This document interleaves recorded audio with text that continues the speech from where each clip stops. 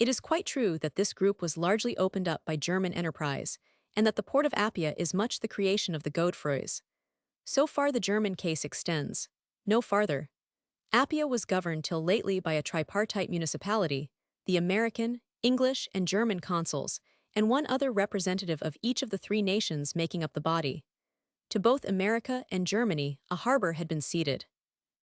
England, I believe, had no harbor, but that her position was quite equal to that of her neighbors, one fact eloquently displays. Malietothon, king of Samoa, now a prisoner on the Marshall Islands, offered to accept the supremacy of England.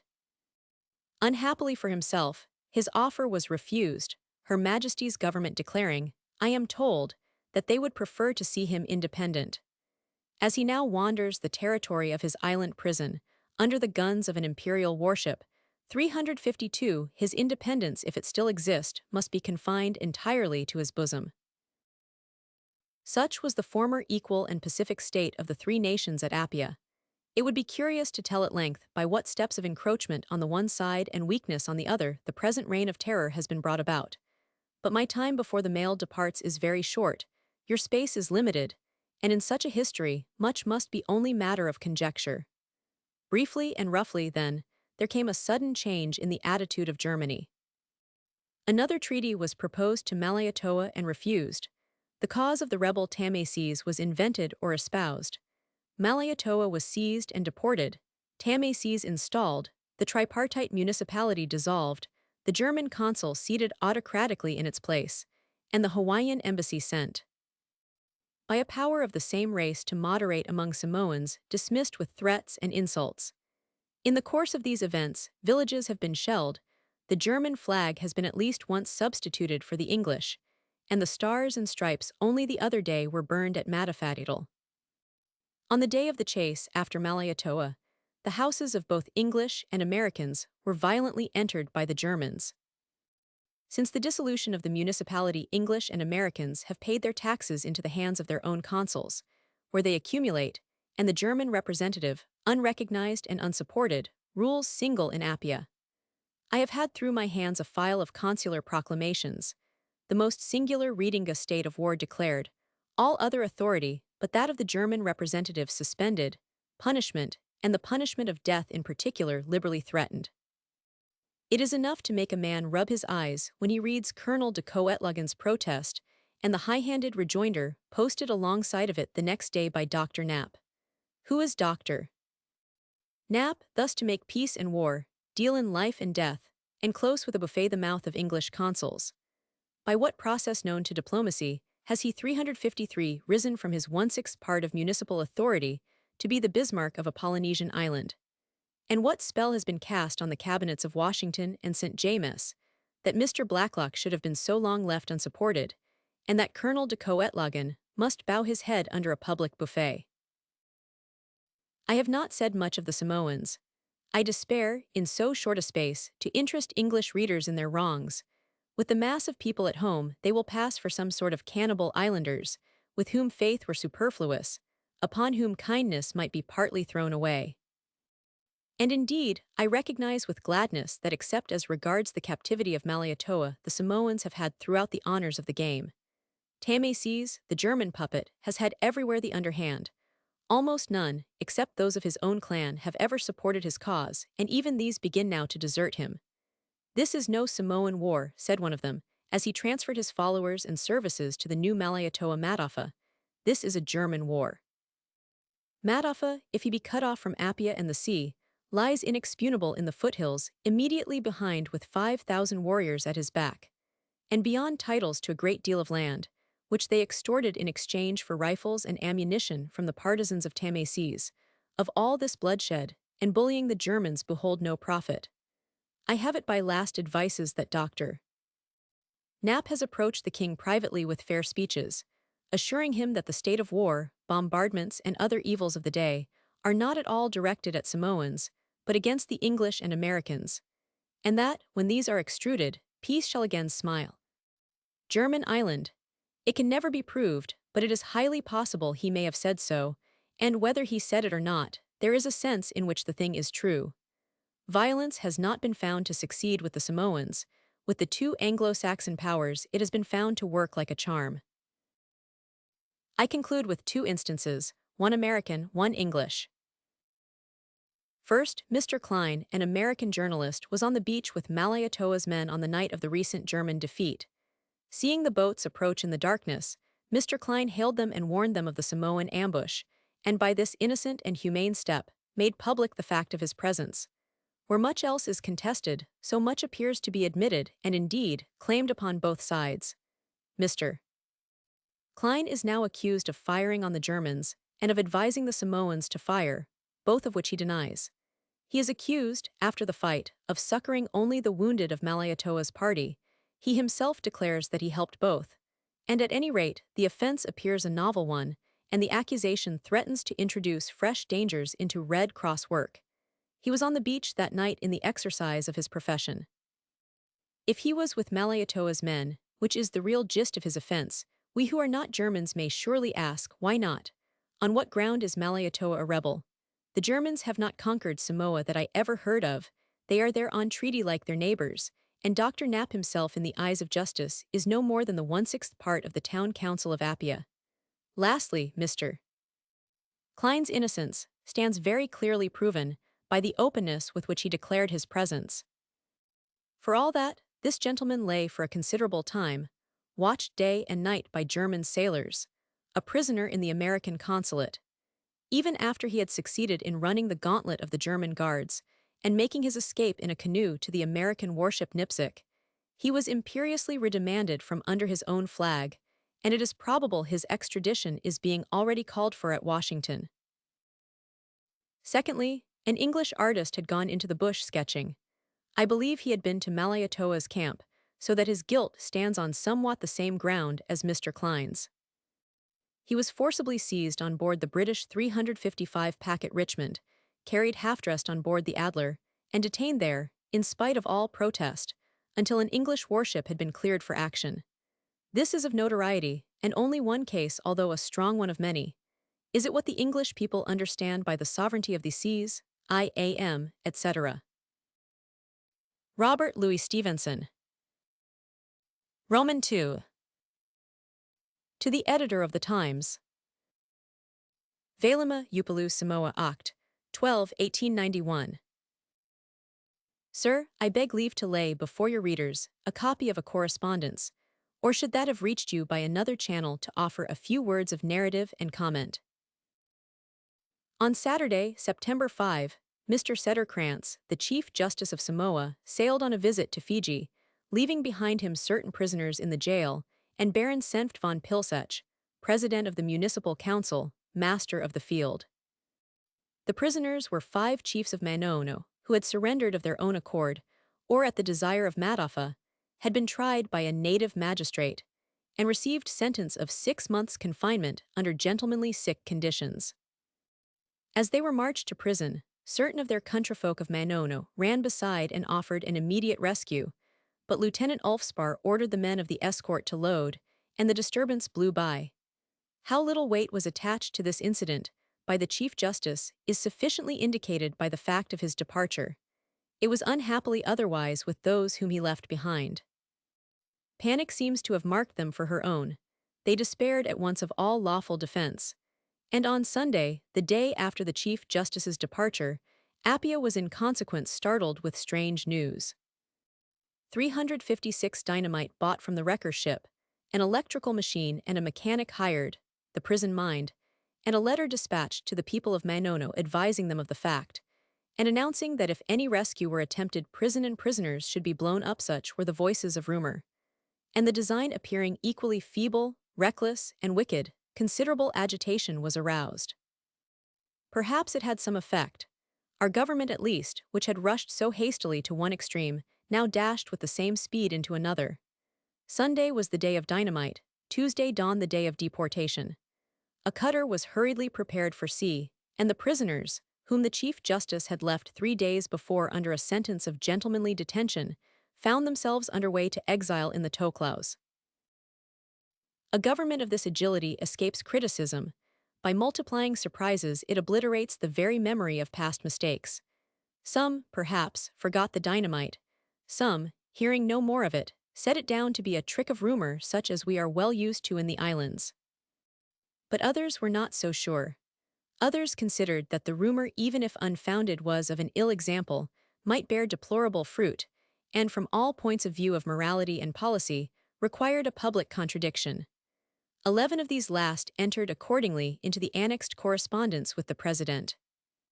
It will be seen in the crevice of what quibble that gentleman sought refuge, and sits inexpugnable. In a question affecting his humanity, his honor, and the well-being of the kingdom which he serves, he has preferred to maintain what I can only call a voluble silence.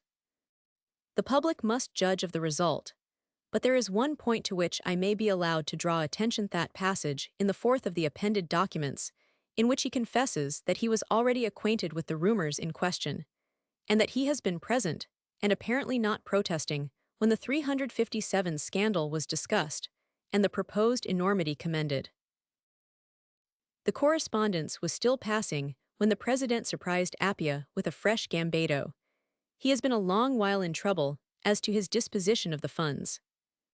His intention to build a house for himself to all appearance with native money, his sending the taxes out of the islands, and locking them up in deposits, and his noisy squabbles with the king and native parliament as to the currency, had all aroused unfavorable comment. On Saturday, the 3rd of October, a correspondence on the last point appeared in the local paper. By this it appeared that our not too resolute king and parliament had at last, and in one particular, defied his advice, and maintained their own opinion. If vengeance were to be the order of the day, it might have been expected to fall on the king and parliament, but this would have been too direct a course, and the blow was turned instead against an innocent municipal council.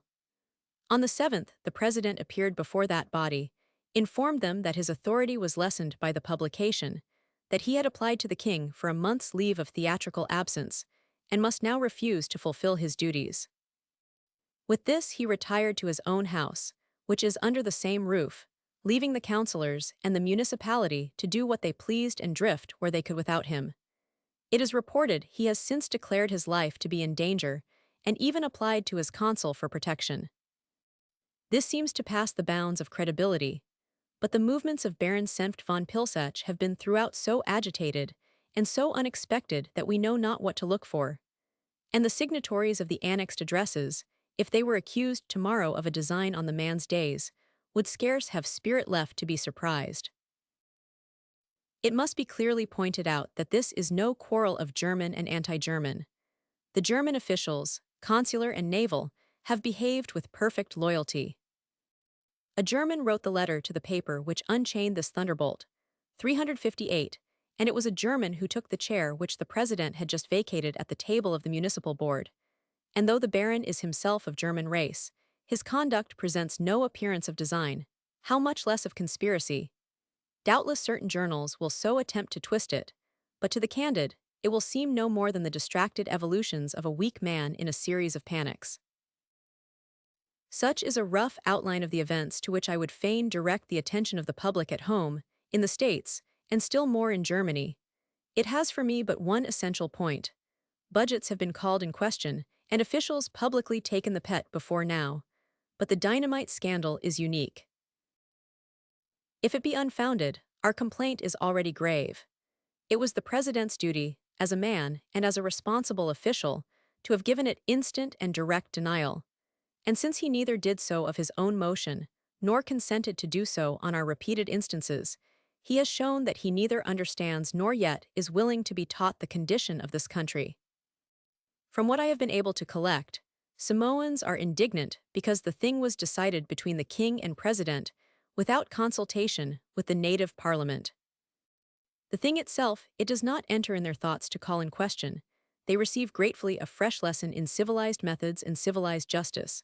A day may come when they shall put that lesson in practice for themselves, and if they are then decried for their barbarities, they will surely be punished for it, as is highly probable. I will ask candid people what they are to think. How, they will say.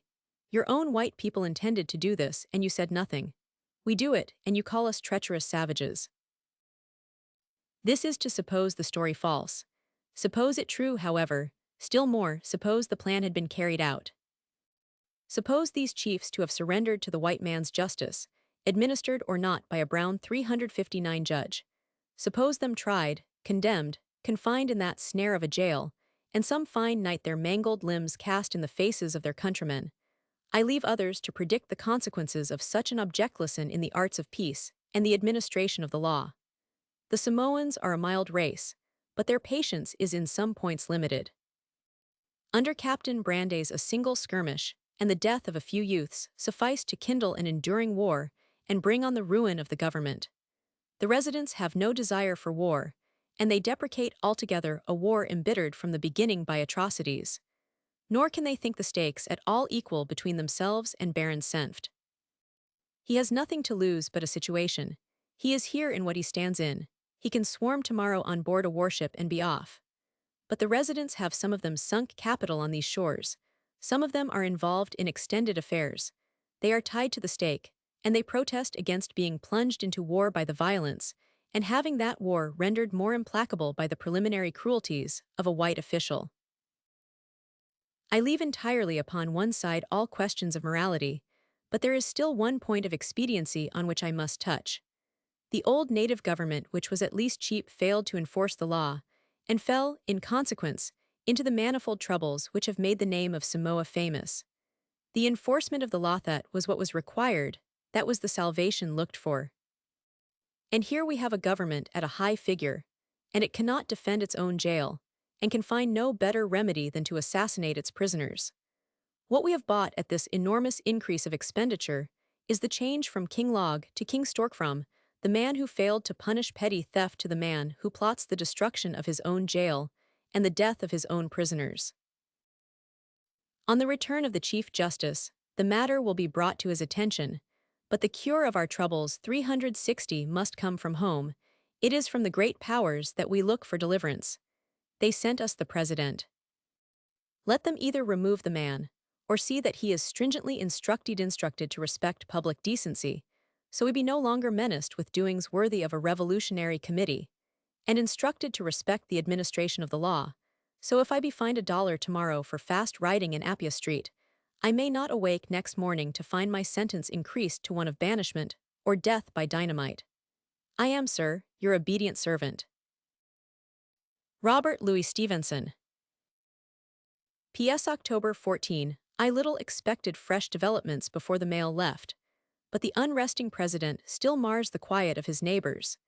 Even while I was writing the above lines, Apia was looking on in mere amazement on the continuation of his gambols. A white man had written to the king, and the king had answered the letter crimes against Baron Senft von Pilsech and his private reading of the Berlin Treaty.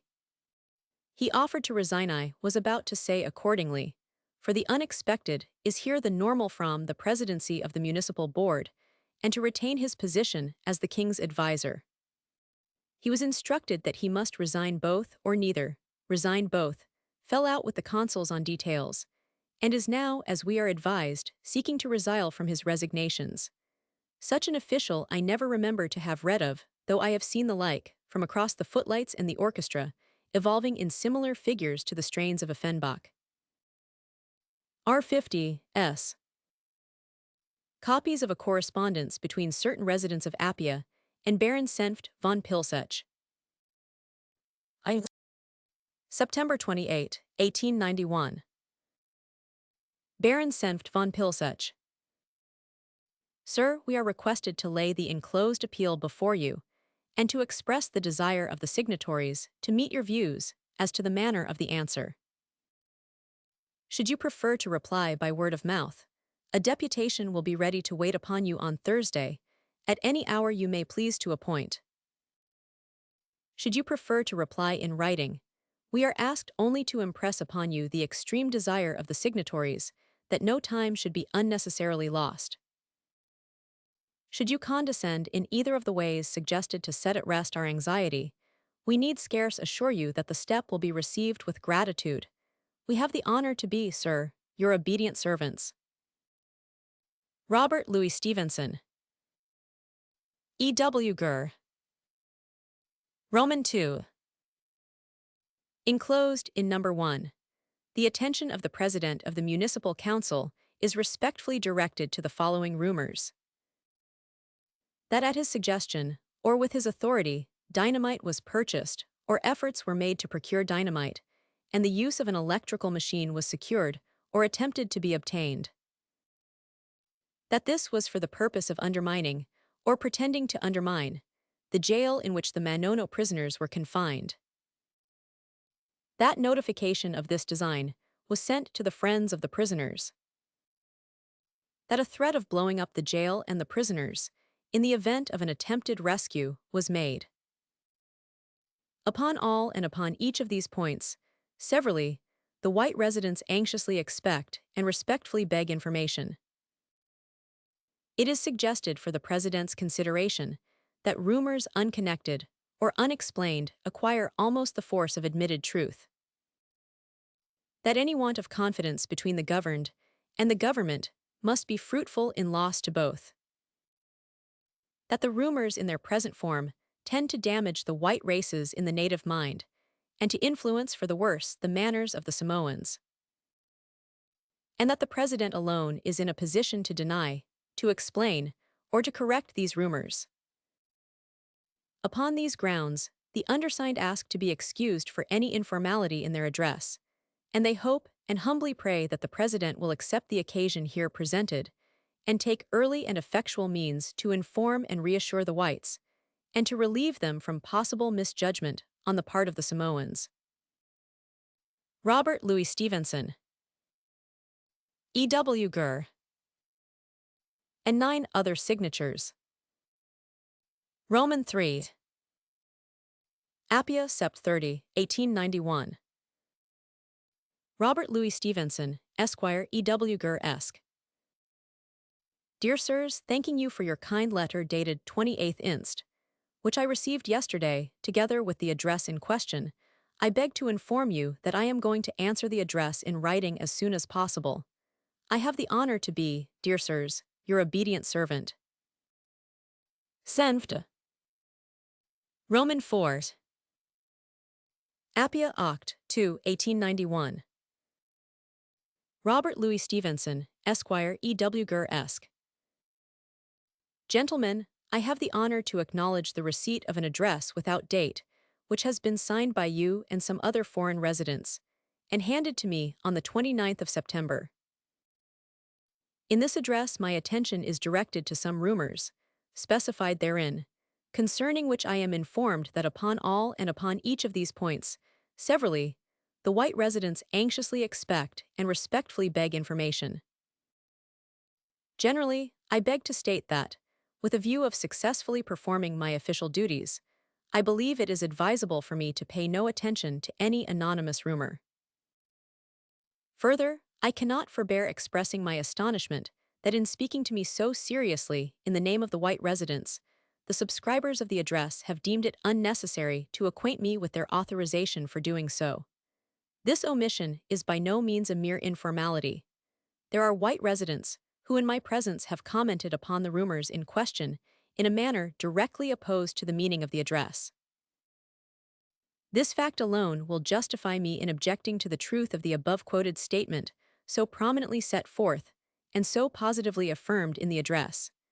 It will also justify me in abstaining from a reply to the further assertions of gentlemen who, in apostrophizing me, care so little for the correctness of the facts they deal with.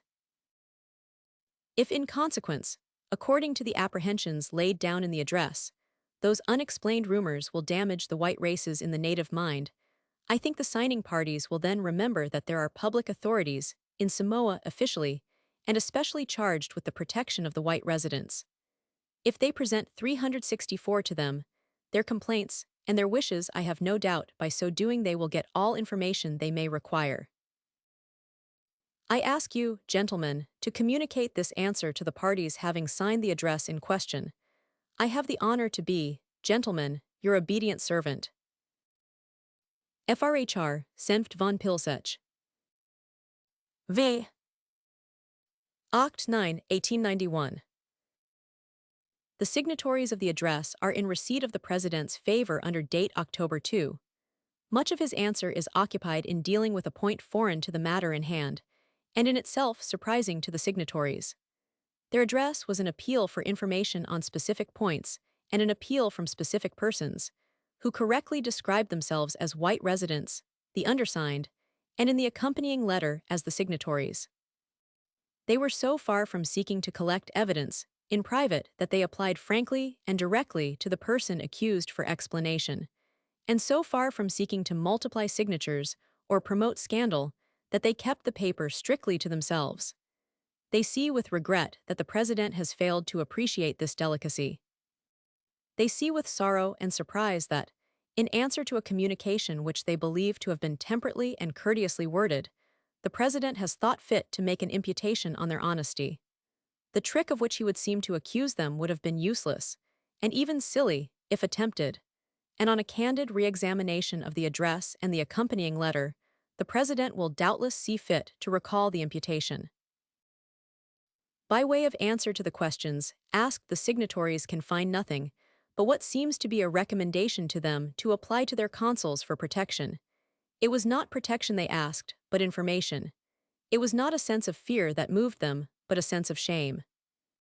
It is their misfortune that they cannot address the President 365 in his own language, or they would not now require to explain that the words tend to damage the white races in the native mind, quoted and misapplied by the President, do not express any fear of suffering by the hands of the Samoans, but in their good opinion, and were not the expression of any concern for the duration of peace, but of a sense of shame under what they conceived to be disgraceful imputations. While agreeing generally with the President's expressed sentiment as to anonymous rumors, they feel that a line has to be drawn. Certain rumors they would not suffer to remain uncontradicted for an hour. It was natural, therefore, that when they heard a man of their own white race accused of conspiring to blow up the jail and the prisoners who were there under the safeguard of his honor, they should attribute to the accused a similar impatience to be justified, and it is with a sense of painful surprise that they find themselves to have been mistaken. Signatures as to number 2, Roman 6. Appia, October 9, 1891. Gentlemen, being in receipt of your communication under today's date, I have the honor to inform you that I have undertaken the re-examination of your first address, which you believe would induce me to recall the answer I have given on the 2nd inst. From this re-examination, I have learned again that your appeal begins with the following statement. Upon all and upon each of these points, severally, the white residents anxiously expect and respectfully beg information. I have called this statement a seriously speaking to me in the name of the white residents, and I have objected to the truth of that statement. If after a candid re-examination of the matter from 366 your part you may refute me in either or both points, I shall be glad, indeed, in recalling my answer. At present I beg to say that I see no reason for your supposing I misunderstood your expression of damaging the white races in the native mind, unless you have no other notion of protection than that applying to the body. Concerning the assertion contained in the last clause of your second address, that 5 Samoan prisoners having been sentenced by a Samoan judge for destroying houses were in the jail of the Samoan government under the safeguard of my honor, I ask for your permission to recommend this statement also and especially to your re-examination. I have the honor to be, gentlemen, your obedient servant. FRHR, Senft von Pilsech. Roman 3. To the editor of the Times. Samoa, April 9, 1892. Sir, a sketch of our latest difficulty in Samoa will be interesting, at least to lawyers. In the Berlin General Act, there is one point on which, from the earliest moment, volunteer interpreters have been divided.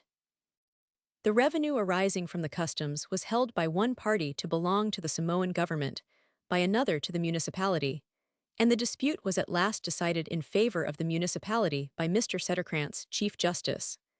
The decision was not given in writing, but it was reported by at least one of the consuls to his government. It was of public notoriety, it is not denied, and it was at once implicitly acted on by the parties.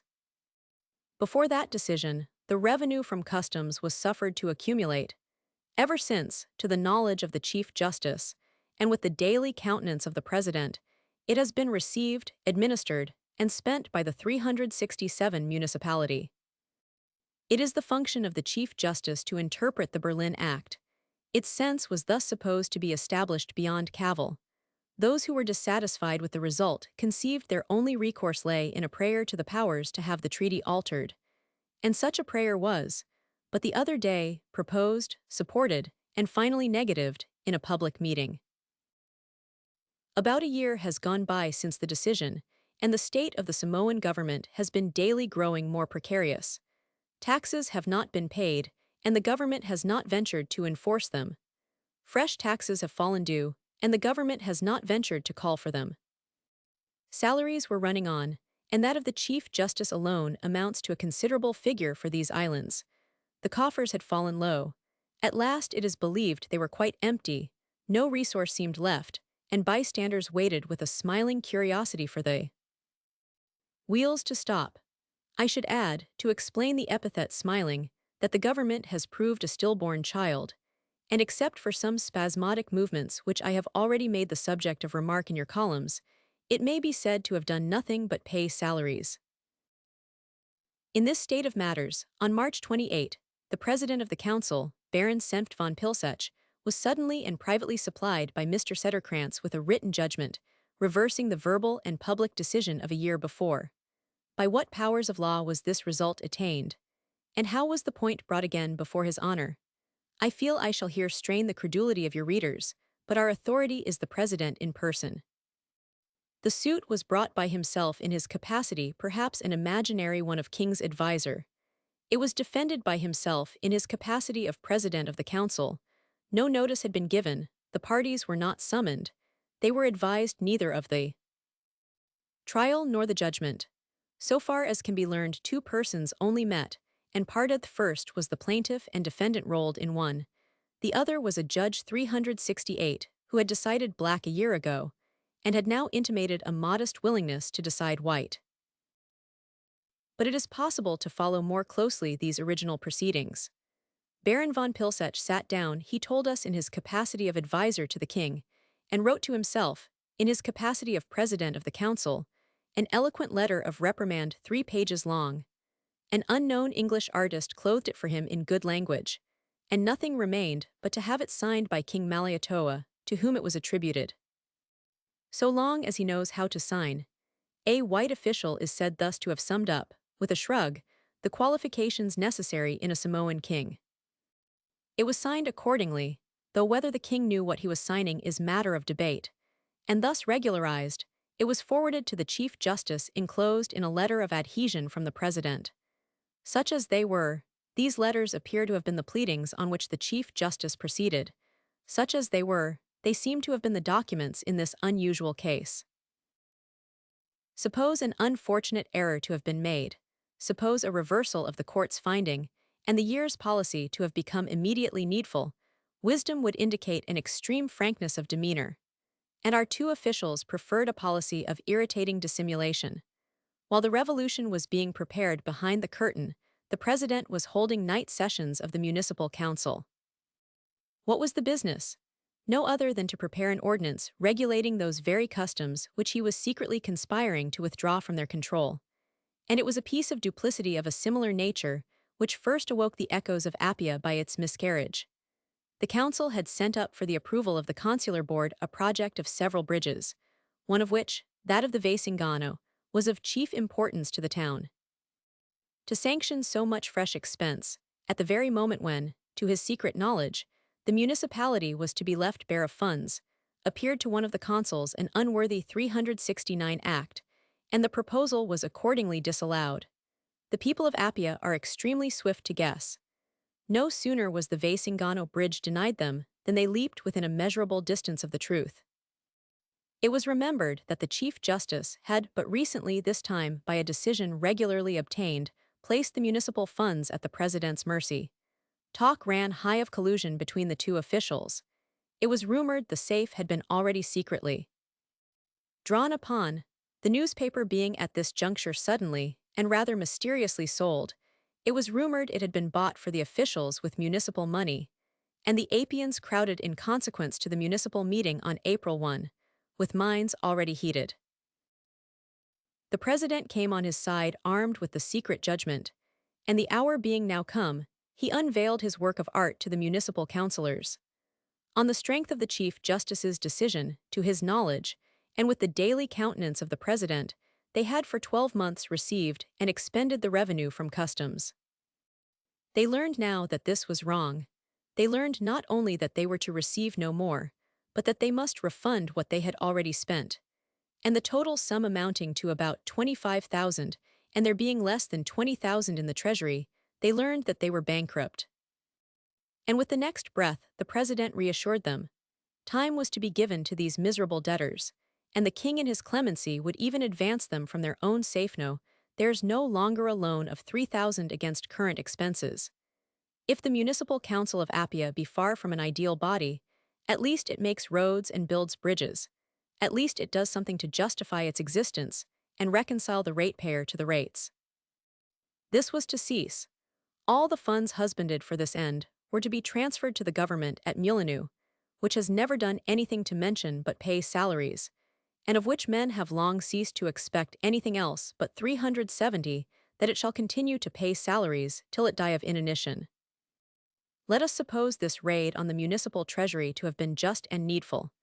It is plain, even if introduced in the most conciliatory manner, it could never have been welcome. And as it was, the sting was in the manner, in the secrecy, and the surprise, in the dissimulation, the dissonant decisions, the appearance of collusion between the officials, and the offer of a loan too small to help. Bitter words were spoken at the council table. The public joined with shouts. It was openly proposed to overpower the president and seize the treasury key. Baron von Pilsach possesses the redeeming rudimentary virtue of courage. It required courage to come at all on such an errand to those he had deceived, and amidst violent voices and menacing hands he displayed a constancy worthy of a better cause. The council broke tumultuously up. The inhabitants crowded to a public meeting. The consuls, acquainted with the alarming effervescency of feeling, communicated their willingness to meet the municipal councillors and arrange a compromise, and the inhabitants renewed by acclamation the mandate of their representatives. The same night these sat in council with the consular board, and a modus vivendi was agreed upon, which was rejected the next morning by the president. The representations of the consuls had, however, their effect, and when the council met again on April 6, Baron von Pilsach was found to have entirely modified his attitude. The bridge over the Vasingana was conceded. The sum of 3,000 offered to the council was increased to 9,000, about one-half of the existing funds. The Samoan government, which was to profit by the customs, now agreed to bear the expenses of collection. The president, while refusing to be limited to a specific figure, promised an anxious parsimony in the government expenditure, admitted his recent conduct had been of a nature to irritate the councillors, and frankly proposed it should be brought under the notice of the powers.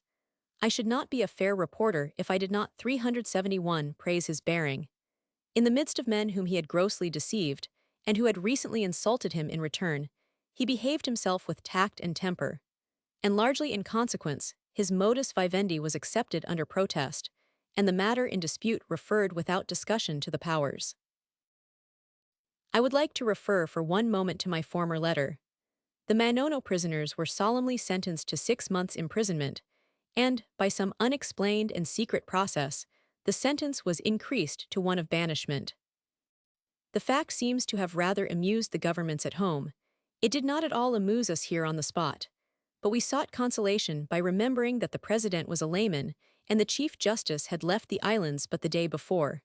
Let Mr. Sederkrantz return, we thought, and Arthur would be come again. Well, Arthur is come. And now we begin to think he was perhaps an approving, if an absent, party to the scandal. For do we not find, in the case of the municipal treasury, the same disquieting features? A decision is publicly delivered, it is acted on for a year, and by some secret and inexplicable process we find it suddenly reversed. We are supposed to be governed by English law. Is this English law? Is it a law at all? Does it permit a state of society in which a citizen can live and act with confidence? And when we are asked by natives to explain these peculiarities of white man's government and white man's justice, in what form of words are we to answer? April 12. Fresh news reaches me. I have once again to admire the accuracy of rumor in Appia, and that which I had passed over with a reference becomes the head and front of our contention. The Samoa Times was nominally purchased by a gentleman who, whatever be his other recommendations, was notoriously ill off. There was paid down for it 600 in gold, a huge sum of ready money for Appia, above all in gold, and all men wondered where it came from. 372, it is this which has been discovered. The wrapper of each rouleau was found to be signed by Mr. Martin, collector for the municipality as well as for the Samoan government, and countersigned by Mr. Saville, his assistant. In other words, the money had left either the municipal or the government safe. The position of the president is thus extremely exposed. His accounts up to January 1 are in the hands of auditors. The next term of March 31 is already past, and although the natural course has been repeatedly suggested to him, he has never yet permitted the verification of the balance in his safe. The case would appear less strong against the Chief Justice. Yet a month has not elapsed since he placed the funds at the disposal of the President, on the avowed ground that the population of Appia was unfit to be entrusted with its own affairs. And the very week of the purchase, he reversed his own previous decision and liberated his colleague from the last remaining vestige of control. Beyond the extent of these judgments, I doubt if this astute personage will be found to have committed himself in black and white, and the more foolhardy president may thus be left in the top of the breach alone. Let it be explained or apportioned as it may, this additional scandal is felt to have overfilled the measure. It may be argued that the president has great tact and the Chief Justice a fund of philosophy. Give us instead a judge who shall proceed according to the forms of justice, and a treasurer who shall permit the verification of his balances. Surely there can be found among the millions of Europe 2 frank and honest men, one of whom shall be acquainted with English law, and the other possess the ordinary virtues of a clerk, over whose heads, in the exercise of their duties, 6 months may occasionally pass without painful disclosures and dangerous scandals, who shall not weary us with their surprises and intrigues, who shall not amaze us with their lack of penetration, who shall not, in the hour of their destitution, seem to have 373 diverted 600 of public money for the purchase of an inconsiderable sheet, or at a time when 8 provinces of discontented natives threaten at any moment to sweep their ineffective government into the sea to have sought safety and strength in gagging the local press of Appia. If it be otherwise, if we cannot be relieved, if the powers are satisfied with the conduct of Mr. Sederkrantz and Baron Senft von Pilsech, if these were sent here with the understanding that they should secretly purchase, perhaps privately edit, a little sheet of 2 pages, issued from a crazy wooden building at the Mission Gate, if it were, indeed, intended that, for this important end, they should divert as it seems they have done public funds, and affront all the forms of lawy whites can only bow the head, we are here quite helpless. If we would complain of Baron Pilsech, it can only be to Mr. Sederkrantz. If we would complain of Mr. Sederkrantz, and the powers will not hear us, the circle is complete. A nightly guard surrounds and protects their place of residence, while the house of the king is cynically left without the pickets. Secure from interference, one utters the voice of the law, the other moves the hands of authority, and now they seem to have sequestered in the course of a single week the only available funds and the only existing paper in the islands. But there is one thing they forget. It is not the whites who menace the duration of their government, and it is only the whites who read the newspaper. Mataafa sits hard by in his armed camp and sees. He sees the weakness, he counts the scandals of their government. He sees his rival and brother sitting disconsidered at their doors, like Lazarus before the house of Dives, and if he is not very fond of his brother, he is very scrupulous of native dignities. He has seen his friends menaced with midnight destruction in the government jail, and deported without form of law. He is not himself a talker, and his thoughts are hid from us, but what is said by his more hasty partisans we know.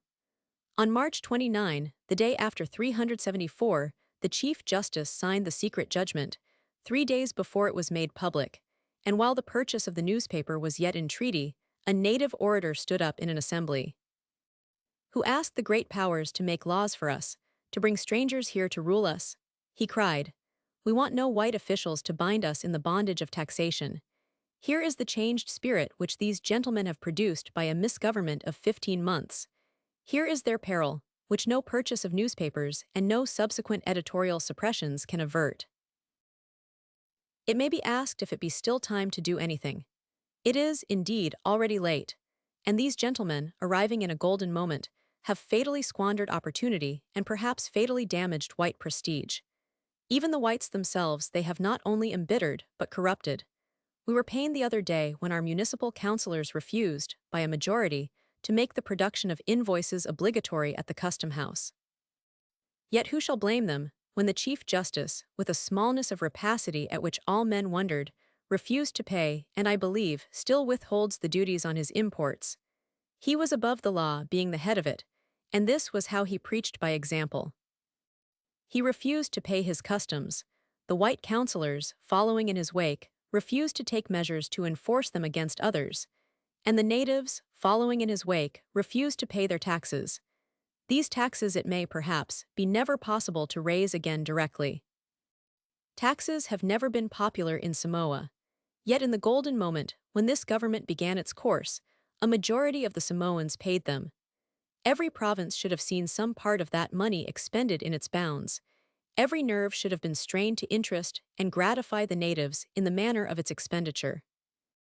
It has been spent instead on Mulinu, to pay 4 white officials, 2 of whom came in the suite of the Chief Justice, and to build a so-called government house, in which the President resides, and the very name 375 of taxes is become abhorrent.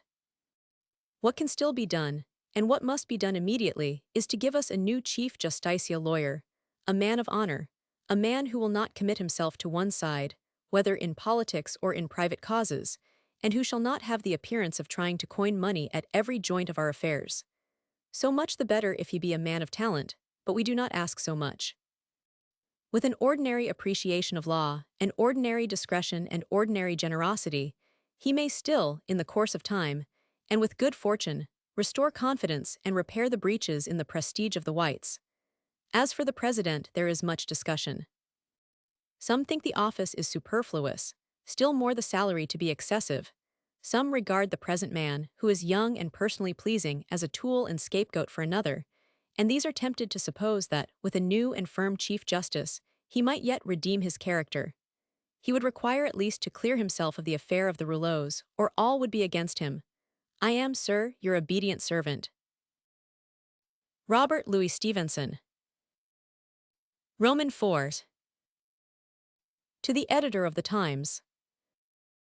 Samoa, June 22, 1892. Sir, I read in a New Zealand paper that you published my last with misgiving. The writer then goes on to remind me that I am a novelist, and to bid me return to my romances and leave the affairs of Samoa to sub-editors in distant quarters of the world. We, in common with other journals, have correspondents in Samoa, he complains, and yet we have no news from them of the curious conspiracy which Mr. Stevenson appears to have unearthed, and which, if it had any real existence, would be known to everybody on the island. As this is the only voice which 376 has yet reached me from beyond the seas, I am constrained to make some answer. But it must not be supposed that, though you may perhaps have been alone to publish, I have been alone to write. The same story is now in the hands of the 3 governments from their respective consuls. Not only so, but the complaint of the municipal council, drawn by 2 able solicitors, has been likewise laid before them.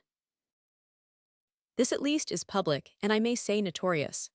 The solicitors were authorized to proceed with their task at a public meeting. The President, for I was there, and heard him approve the step, though he refrained from voting. But he seems to have entertained a hope of burking, or at least, indefinitely postponing, the whole business, and when the meeting was over, and its proceedings had been approved as is necessary by the consular board, he neglected to notify the 2 gentlemen appointed of that approval. In a large city the trick might have succeeded for a time. In a village like Apia, where all news leaks out and the king meets the cobbler daily, it did no more than to advertise his own artfulness. And the next he learned, the case for the municipal council had been prepared, approved by the consuls, and dispatched to the great powers. I am accustomed to have my word doubted in this matter, and must here look to have it doubted once again. But the fact is certain. The 2 solicitors Messrs. Carruthers and Cooper were actually cited to appear before the Chief Justice in the Supreme Court. I have seen the summons, and the summons was the first and last of this state trial. The proceeding, instituted in an hour of temper, was, in a moment of reaction, allowed to drop. About the same date, a final blow befell the government of Mullineux. Let me remind you, sir, of the situation. The funds of the municipality had been suddenly seized, on what appeared a collusive judgment, by the bankrupt government of Mullineux.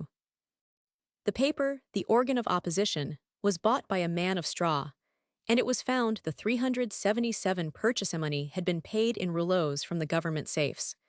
The government consisted of two men.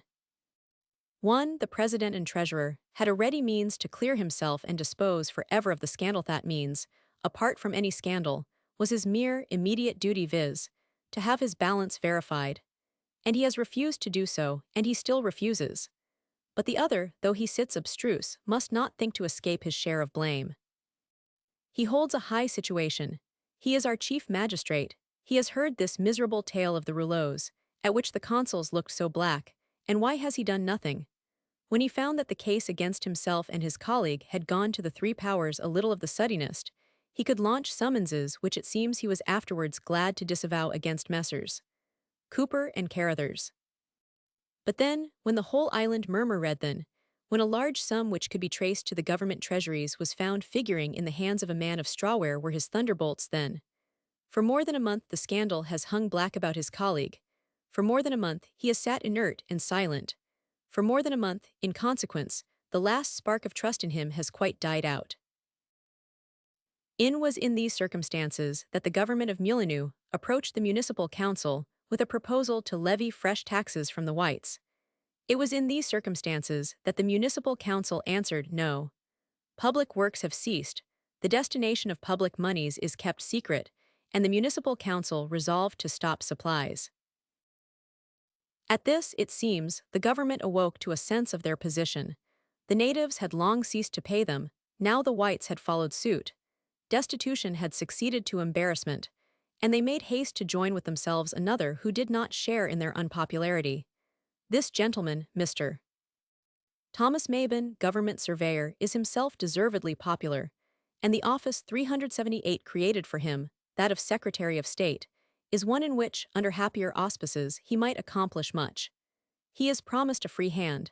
He has succeeded to, and is to exercise entirely, those vague functions claimed by the President under his style of advisor to the King. It will be well if it is found to be so in the field of practice. It will be well if Mr. Mabon find any funds left for his not exorbitant salary. It would doubtless have been better, in this day of their destitution, and in the midst of growing Samoan murmurs against the high salaries of whites, if the government could have fallen on some expedient which did not imply another. And there is a question one would fain have answered. The President claims to hold two offices, that of advisor to the King, that of President of the Municipal Council. A year ago, in the time of the dynamite affair, he proposed to resign the second and retain his whole emoluments as advisor to the King. He has now practically resigned the first, and we wish to know if he now proposes to retain his entire salary as President of the Council. I am, etc.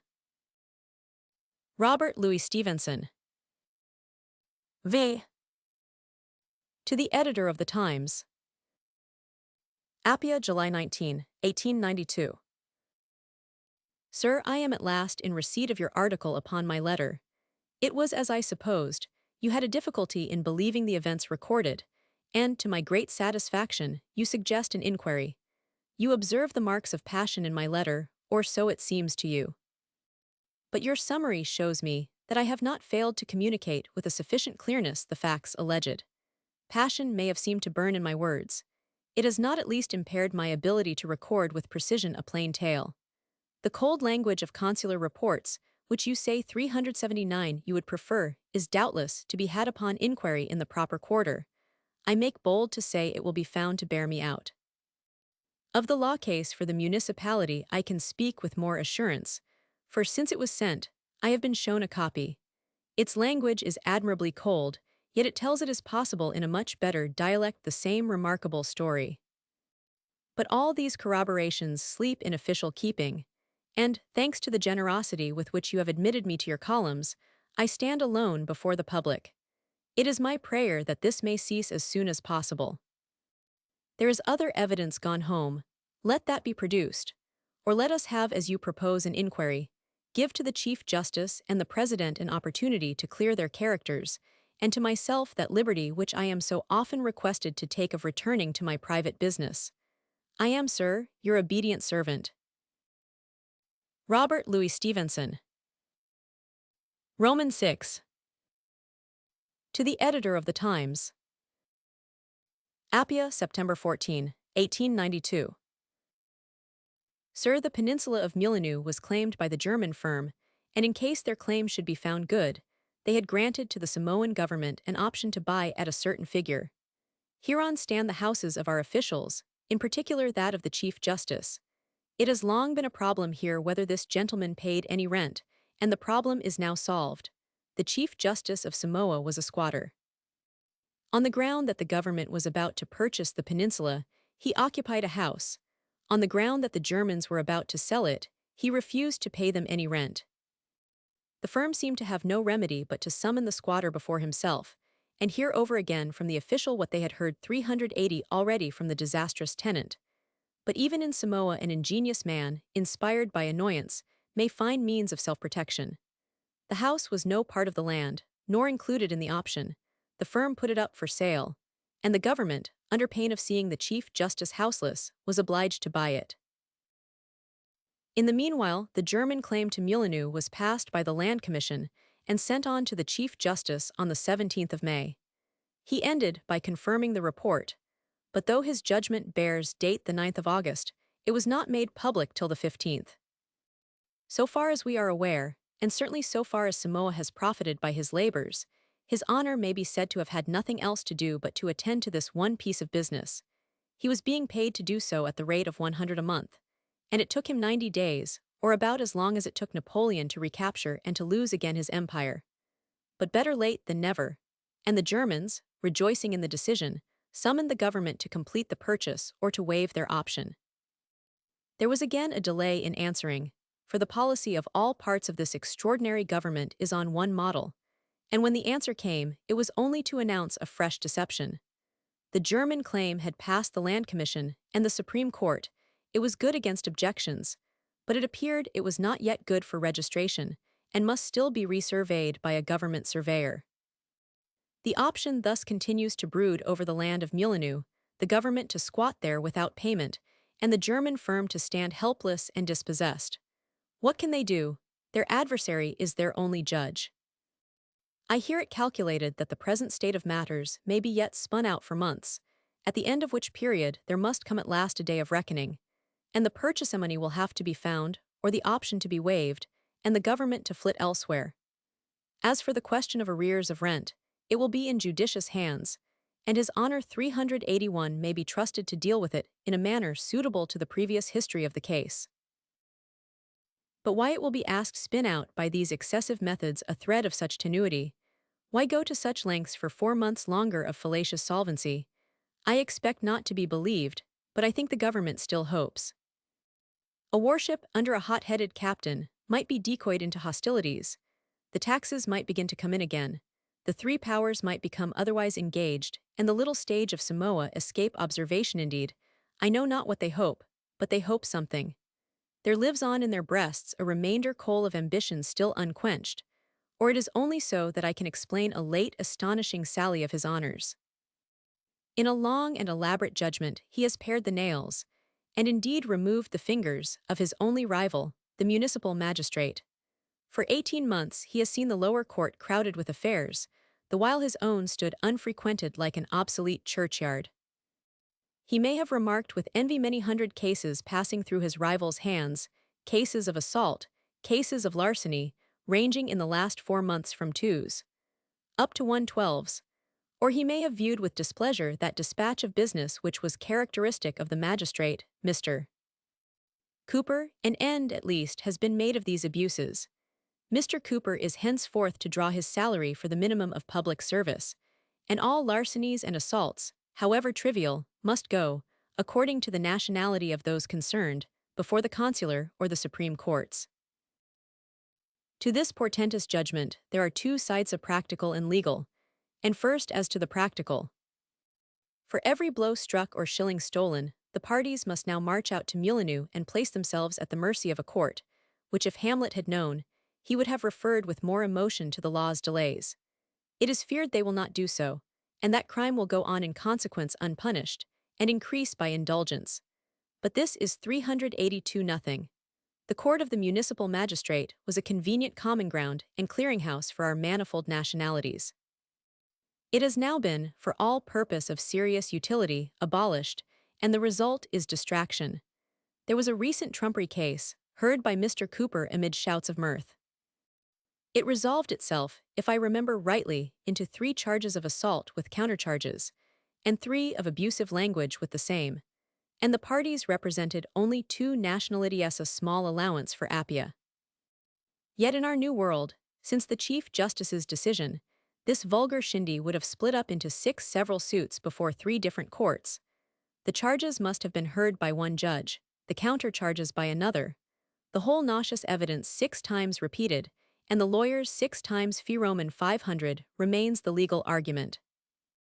His Honor admits the municipality to be invested with such legislative powers as generally constitute a police jurisdiction. He does not deny the municipality is empowered to take steps for the protection of the person, and it was argued this implied a jurisdiction in cases of assault. But this argument observes His Honor proves too much, and consequently nothing. For like reasons, the municipal council should have power to provide for the punishment of all felonies against the person, and I suppose the property as well. And, filled with a just sense that a merely police jurisdiction should be limited, he limits it with a vengeance by the exclusion of all assaults and all larcenies. A pity he had not looked into the Berlin Act. He would have found it already limited there by the same power which called it into being, limited to fines not exceeding 200, and imprisonment not extending beyond 180 days. Nay, and I think he might have even reasoned from this discovery that he was himself somewhat in error. For, assaults and larcenies being excluded, what kind of enormity is that which is to be visited with a fine of 40 or an imprisonment of half a year? It is perhaps childish to pursue 383 further this childish controversialist.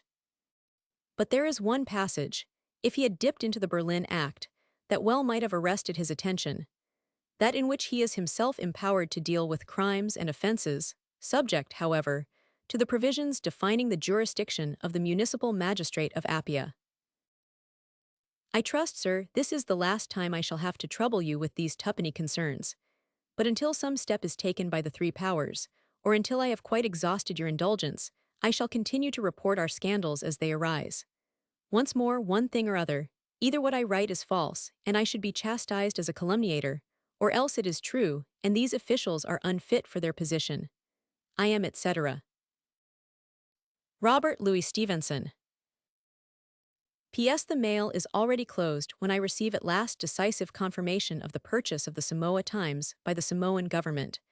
It has never been denied. It is now admitted. The paper which they bought so recently, they are already trying to sell, and have received and refused an offer of 150 for what they bought for upwards of 600. Surely we may now demand the attention of the 3 powers. Roman 7.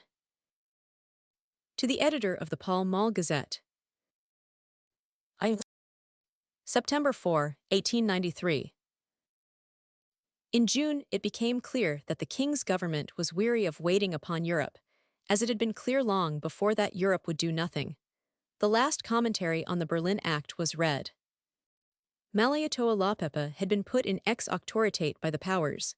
The powers would not support him even by a show of strength, and their 384 was nothing left but to fall back on an election according to the laws and customs of Samoebi arbitrament, of rifle bullets and blackened faces. Instantly heaven was darkened by a brood of rumors, random calumnies, and idle tales. As we rode, late at night, through the hamlet near my house, we saw the fires lighted in the houses, and eager talkers discussing the last report. The king was sick, he was dying, he was perfectly well. He was seen riding furiously by night in the back parts of Appia and covering his face as he rode. Matoffa was in favor with the Germans. He was to be made a German king. he was secure of the support of all Samoa. He had no following whatsoever. The name of every chief and village with many that were new to the hearer came up in turn, to be dubbed Lapepa or Matafa or both at the same time or neither. Dr. George Brown, the missionary, had just completed a tour of the islands. There are few men in the world with a more mature knowledge of native character, and I applied to him eagerly for an estimate of the relative forces. When the first shot is fired, and not before, said he, you will know who is who. The event has shown that he might have gone yet further, for even after shots were fired and men slain, an important province was still hesitating and trimming. Atafa lay in Malay. He had an armed picket at a ford some 2 miles from Apia, where they sat in a prodigious state of vigilance and glee, and his whole troop, although not above 500 strong, appeared animated with the most warlike spirit. For himself he waited, as he had waited for 2 years, wrote eloquent letters, the time to answer which was quite gone by, and looked on while his enemies painfully collected their forces. Doubtless to the last he was assured and deceived by vain promises of help. The process of gathering a royal army in Samoa is cumbrous and dilatory in the extreme. There is here none of the expedition of the fiery cross and the balefire, but every step is diplomatic.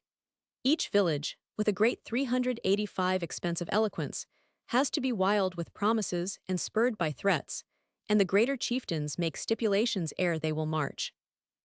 Tamases, son to the late German puppet, and heir of his ambitions, demanded the vice-kingship as the price of his accession, though I am assured that he demanded it in vain.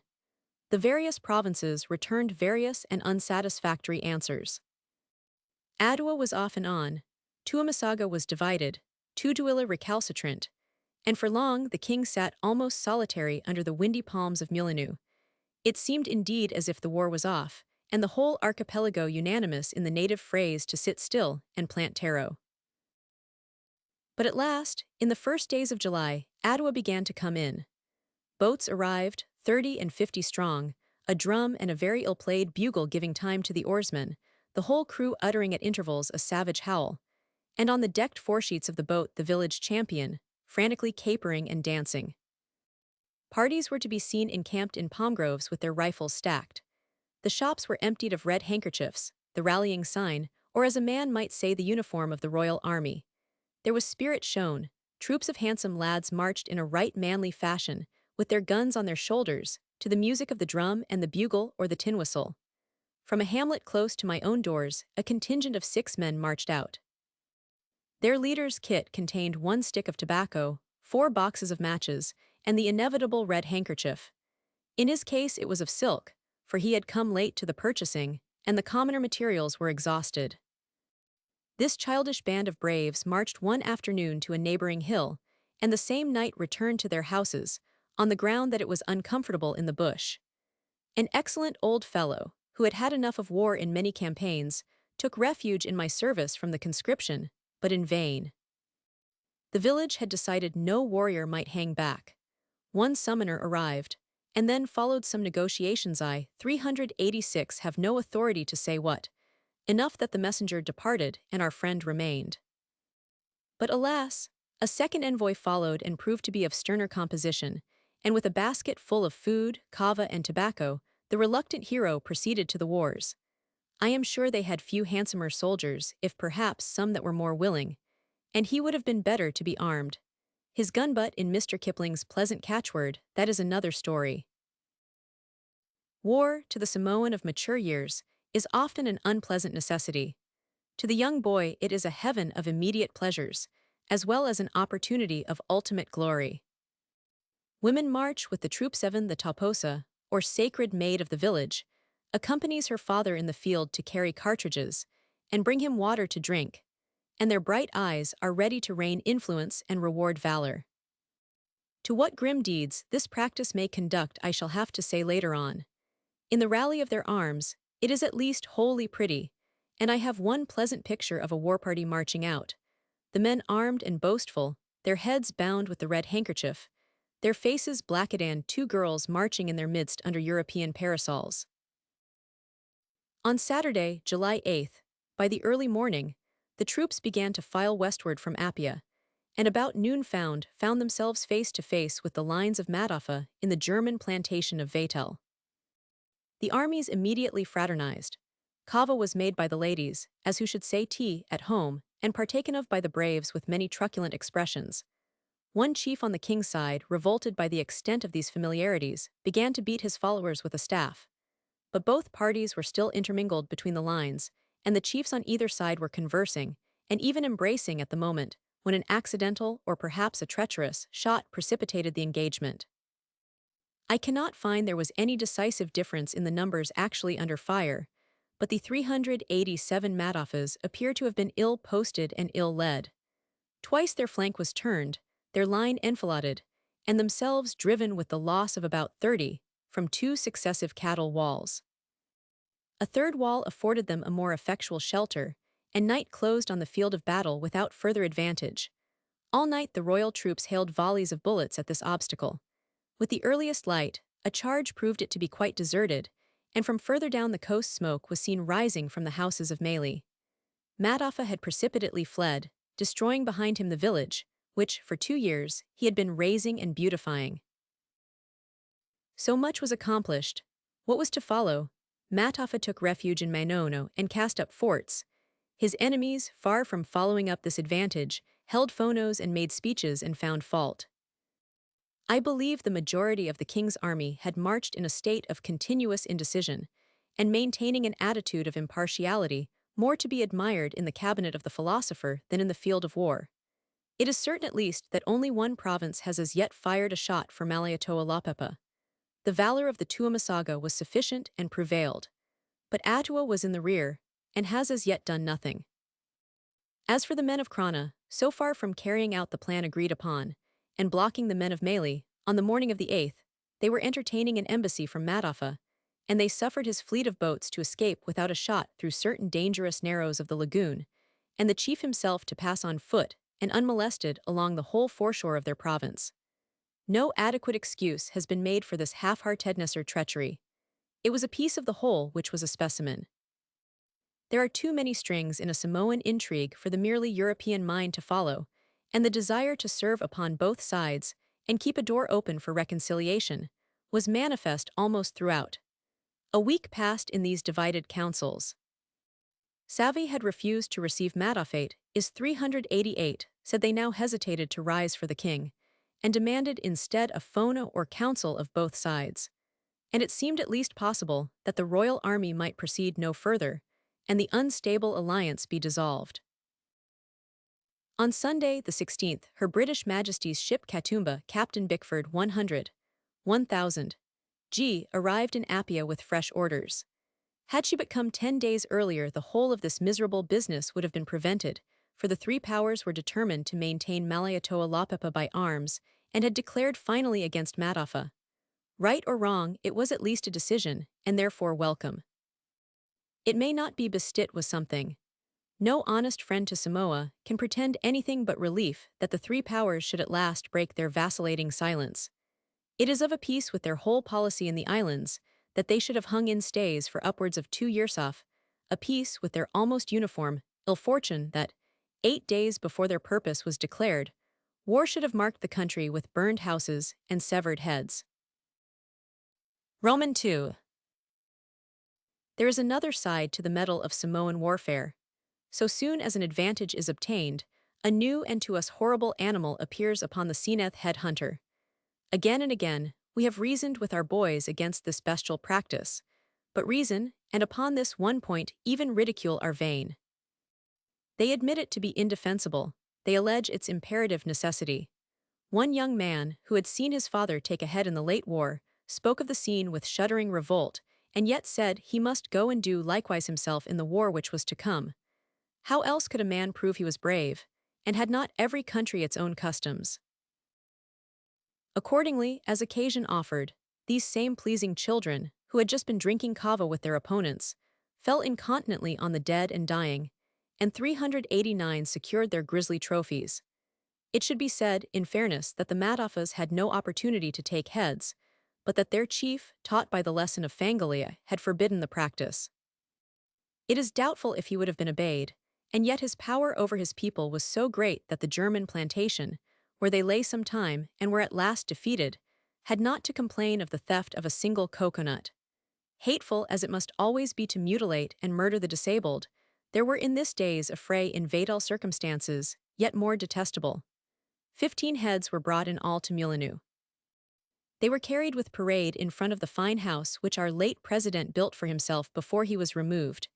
Here, on the veranda, the king sat to receive them, and utter words of course and compliment to each successful warrior. They were spolia opima in the number.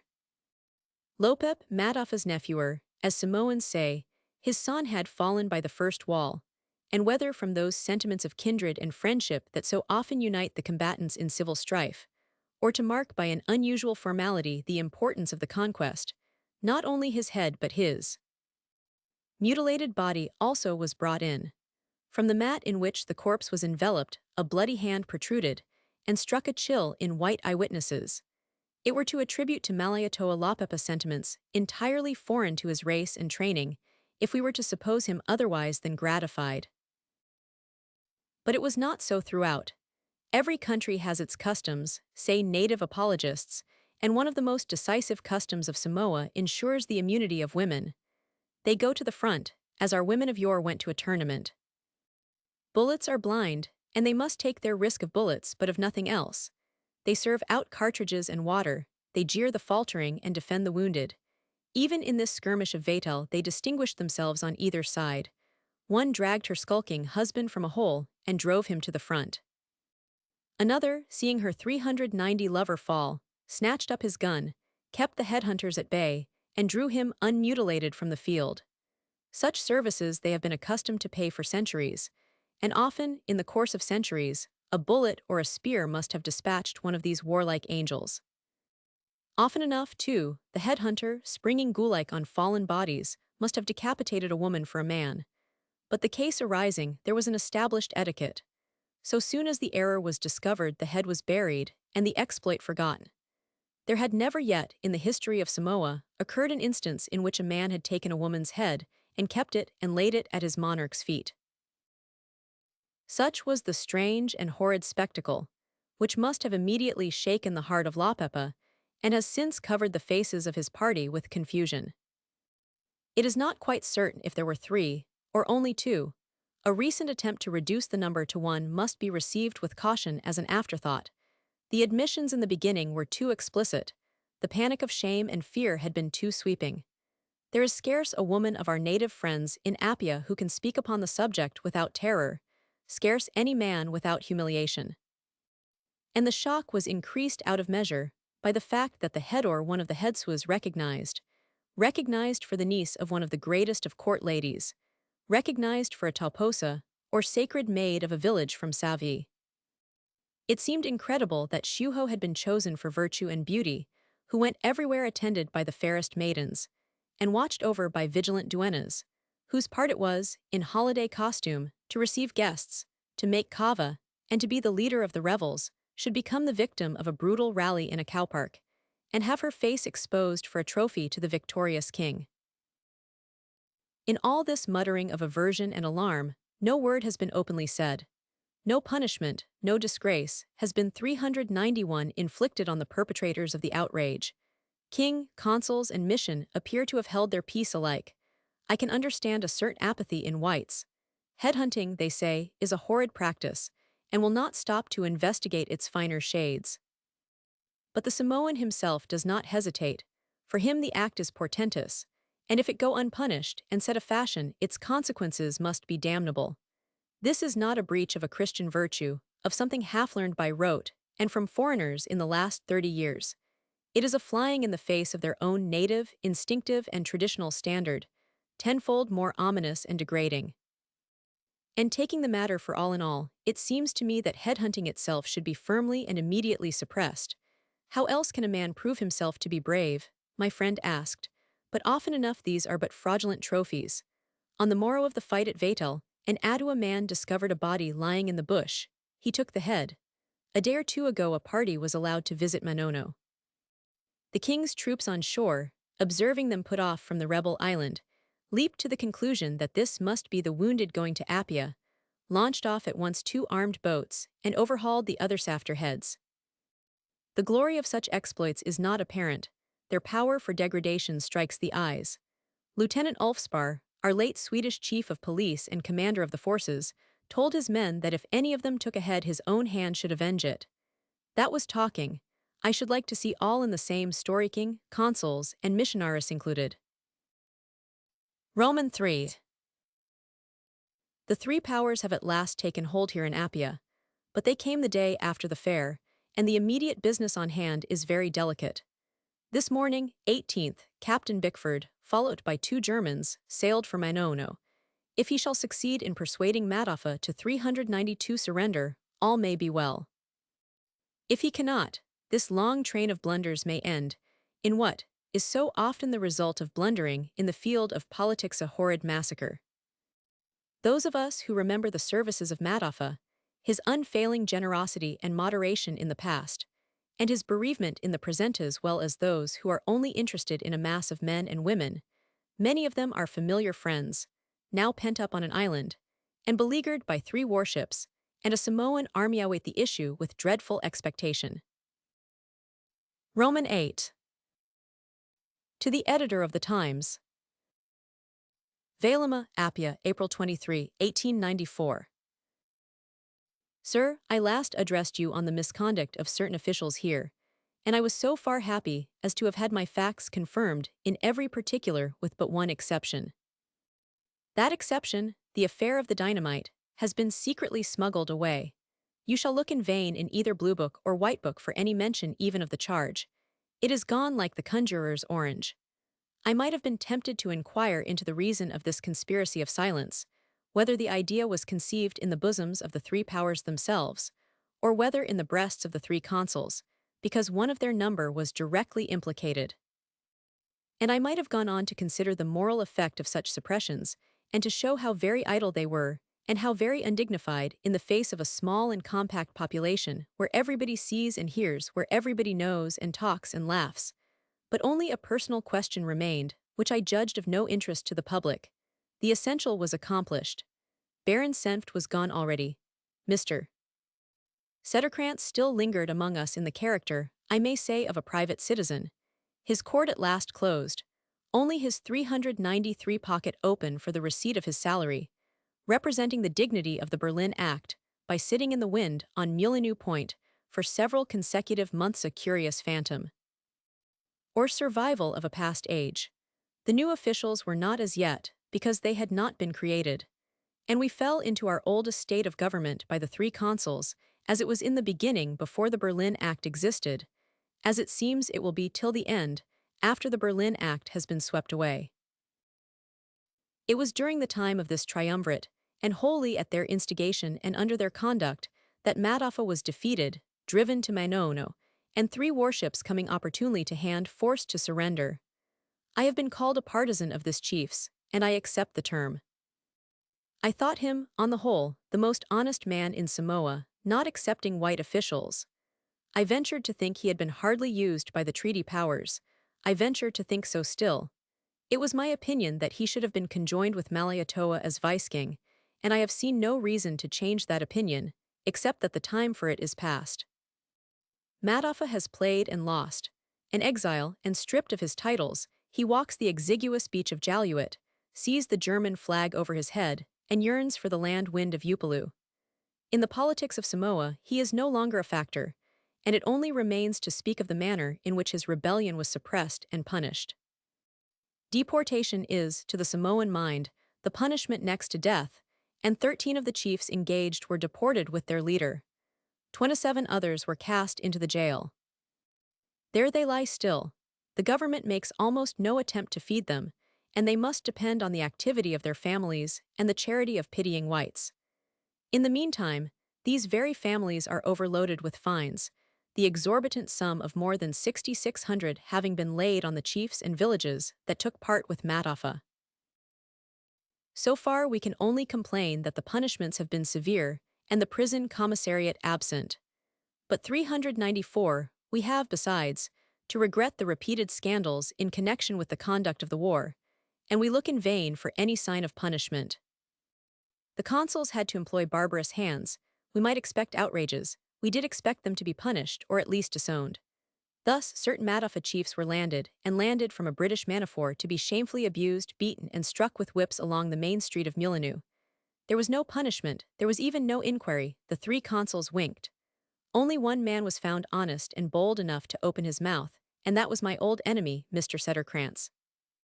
Walking in Mulanu, in his character of disinterested spectator, gracefully discipient, he came across the throng of these rabblers and their victims. He had forgotten that he was an official, he remembered that he was a man. It was his last public appearance in Samoa to interfere, it was certainly his best. Again, the government troops in the field took the heads of girls, a detestable felony even in Samoan eyes. They carried them in procession to Mulanu, and made of them an oblation to that melancholy effigy the king, who sore against his will sat on the veranda of the government building, publicly to receive this affront, publicly to utter the words of compliment and thanks which constitute the highest reward known to Samoan bravery, and crowned as heroes those who should have been hanged like dogs. And again the three consuls unanimously winked. There was no punishment, there was even no inquiry. Lastly, there is the story of Manono.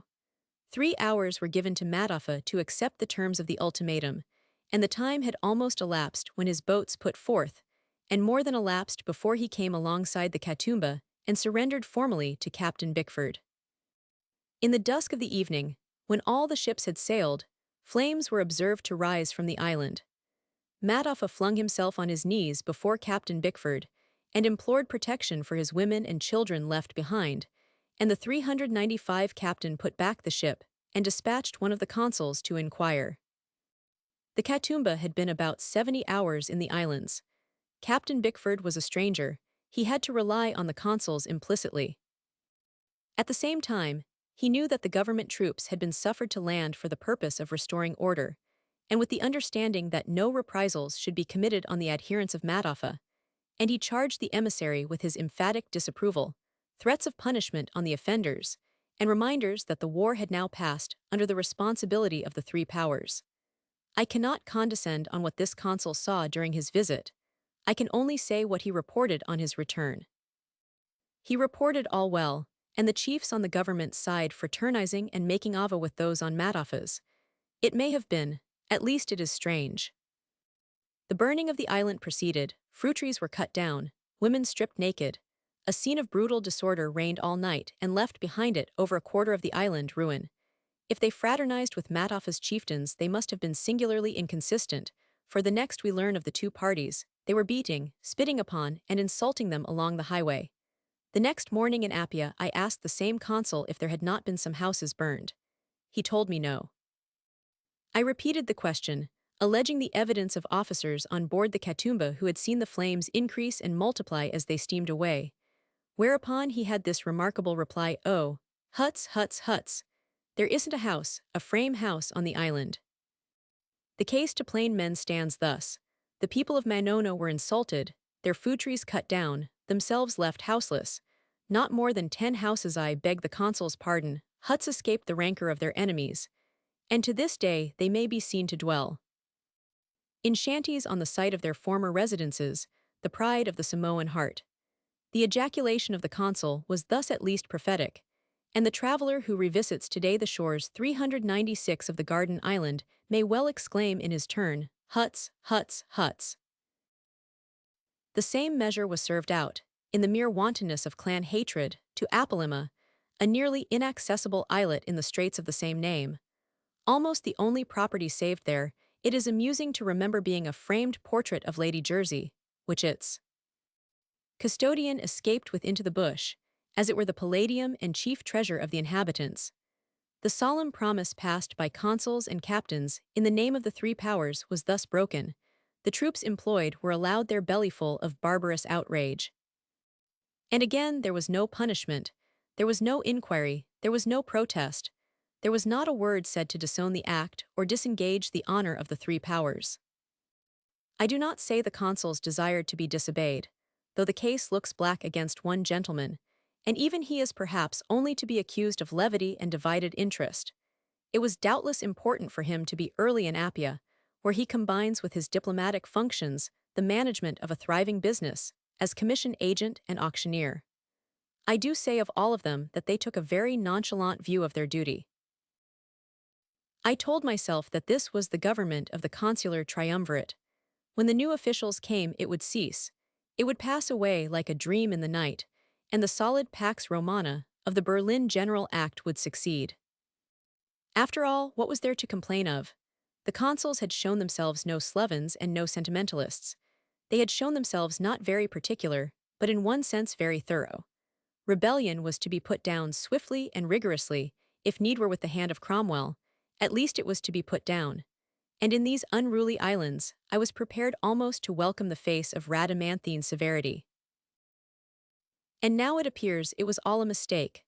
The government by the Berlin General Act is no more than a mask, and a very expensive one, for government by the consular 397 triumvirate. Samoa pays or tries to pay 2,200 a year to a couple of helpers, and they dare not call their souls their own. They take their walks abroad with an anxious eye on the three consuls, like two well-behaved children with three nurses, and the consuls, smiling superior, allow them to amuse themselves with the routine of business. But let trouble come, and the farce is suspended. At the whistle of a squall, these heaven-born mariners seize the tiller, and the 2,200 amateurs are knocked sprawling on the bilge. At the first beat of the drum, the treaty officials are sent below, gently protesting, like a pair of old ladies, and behold, the indomitable consuls ready to clear the wreck and make the deadly cutlass shine. And their method, studied under the light of a new example, wears another air. They are not so Rhadamanthine as we thought. Something that we can only call a dignified panic presides over their deliberations. They have one idea to lighten the ship. Overboard with the ballast, the mainmast, and the chronometer, is the cry. In the last war, they got rid first of the honor of their respective countries, and second of all idea that Samoa was to be governed in a manner consistent with civilization, or government troops punished for any conceivable misconduct. In the present war, they have sacrificed first the prestige of the new Chief Justice, and second the very principle for which they had contended so vigorously and so successfully in the war before that rebellion, was a thing to be punished. About the end of last year, that war, a war of the Tupuas under Tamases the Younger, which was a necessary pendant to the crushing of Mataafa, began to make itself heard of in obscure grumblings. It was but a timid business. One half of the Tupua party, the whole province of Adua, never joined the rebellion, but sulked in their villages and spent the time in indecisive eloquence and barren embassies. Tamases, by a trick eminently Samoan, went in the high bush in the mountains, carrying a gun like a private soldier served, in fact, with 398 his own troops incognito, and thus, to Samoan eyes, waived his dynastic pretensions. And the war, which was announced in the beginning with a long catalogue of complaints against the king, and a distinct and ugly threat to the white population of Apia, degenerated into a war of defense by the province of Ana against the eminently brutal troops of Savi, in which sympathy was generally and justly with the rebels. Savi, raging with private clan hatred and the lust of destruction, was put at free quarters in the disaffected province, repeated on a wider scale the outrages of Manono and Apalima, cut down the food trees, stripped and insulted the women, robbed the children of their little possessions, burned the houses, killed the horses, the pigs, the dogs, the cats, along one half of the seaboard of Ana, and in the prosecution of these manly exploits managed to the joy of all to lose some 60 men killed, wounded, and drowned. Government by the Treaty of Berlin was still erect when, one fine morning, in walked the three consuls, totally uninvited, with a proclamation prepared and signed by themselves, without any mention of anybody else. They had awoke to a sense of the danger of the situation and their own indispensable merits. The two children knew their day was over, the nurses had come for them. Who can blame them for their timidity? The consuls have the ears of the governments. They are the authors of those dispatches of which, in the ripeness of time, blue books and white books are made up. They had dismissed with some little assistance from yourself 2,000. Sederkrantz and Senft von Pilsach, and they had strangled, like an illegitimate child, the scandal of the dynamite. The Chief Justice and the President made haste to disappear between decks and left the ship of the state to the three volunteers. There was no lack of activity. The consuls went up to Adua, they went down to Ana. The oarsmen twalled, the talking men pleaded. They are said to have met with threats in Adua and to have yielded to Themet 399 least. In but a few days' time, they came home to us with a new treaty of pacification. Of course, and as before, the government troops were whitewashed. The savvy ruffians had been stripping women and killing cats in the interests of the Berlin Treaty. There was to be no punishment and no inquiry. Let them retire to Savy with their booty and their dead. Offensive as this cannot fail to be, there is still some slight excuse for it. The king is no more than one out of several chiefs of clans. His strength resides in the willing obedience of the Tuamasaga, and a portionai have to hope a bad portion off the island of Savy. To punish any of these supporters must always be to accept a risk, and the golden opportunity had been allowed to slip at the moment of the Matoffa War. What was more original was the treatment of the rebels. They were under arms that moment against the government. They had fought and sometimes vanquished. They had taken heads and carried them to Tamases. And the terms granted were to surrender 50 rifles, to make some 20 miles of road, to pay some old finesand to be forgiven. The loss of 50 rifles to people destitute of any shadow of a gunsmith to repair them when they are broken, and already notoriously short of ammunition, is a trifle. The number is easy to be made up of those that are out of commission, for there is not the least stipulation as to their value. Any synthesis of old iron and smashed wood that can be called a gun is to be taken from its force. The road, as likely as not, will never be made. The fines have nothing to say to this war. In any reasonably governed country, they should never have figured in the treaty. They had been inflicted before and were due before. Before the rebellion began, the beach had rung with I know not what indiscreet bluster. The natives were to be read a lesson. Tamases by name was to be hanged, and after what had been done to Matoffa, I was so innocent as to listen with awe. And now the rebellion has come, and this was the punishment. There might well have been 400 doubt in the mind of any chief who should have been tempted to follow the example of Matoffa, but who is it that would not dare to follow Tamases? For some reason I know not what, unless it be further is a strong prejudice amongst whites against any interference with the bestial practice of headhunting. They say it would be impossible to identify the criminals a thing notoriously contrary to fact. A man does not take a head, as he steals an apple, for secret degustation. The essence of the thing is its publicity. After the girls' heads were brought into Mulinu, I pressed Mr. Cusack Smith to take some action. He proposed a paper of protest, to be signed by the English residents. We made rival drafts, his was preferred, and I have heard no more of it.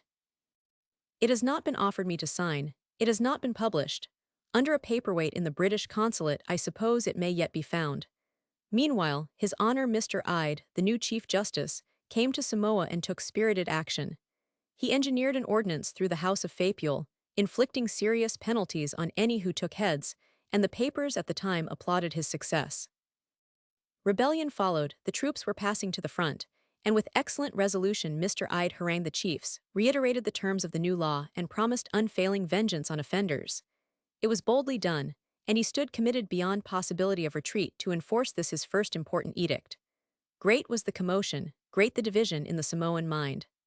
"Oh, we have had chief justices before," said a visitor to my house. "We know what they are. I will take a head if I can get one." Others were more doubtful, but thought none could be so bold as lay a hand on the peculiar institution of these islands. Yet others were convinced. Savvy took heads, but when they sent one to Mulinu, a messenger met them by the convent gates from the king. He would none of it, and the trophy must be ingloriously buried. Savvy took heads also, and Tamases accepted the presentation. 401 Tuamasaga, on the other hand, obeyed the Chief Justice, and the occasion being thrust upon them contented themselves with taking the dead man's ears. On the whole, about one-third of the troops engaged, and our not very firm monarch himself, kept the letter of the ordinance. And it was upon this scene of partial, but really cheering, success that the consuls returned with their general pardon. The Chief Justice was not 6 months old in the islands. He had succeeded to a position complicated by the failure of his predecessor. Personally, speaking face to face with the chiefs, he had put his authority in pledge that the ordinance should be enforced. And he found himself either forgot or betrayed by the 3 consuls. These volunteers had made a liar of him. They had administered to him, before all Samoa, a triple buffet. I must not wonder, though I may still deplore, that Mr. Ide accepted the position thus made for him. There was a deal of alarm in Apia. To refuse the treaty thus hastily and shamefully cobbled up would have increased it tenfold.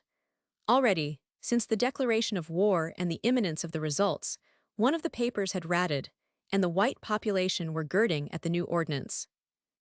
It was feared besides that the native government, though they had voted, were secretly opposed to it.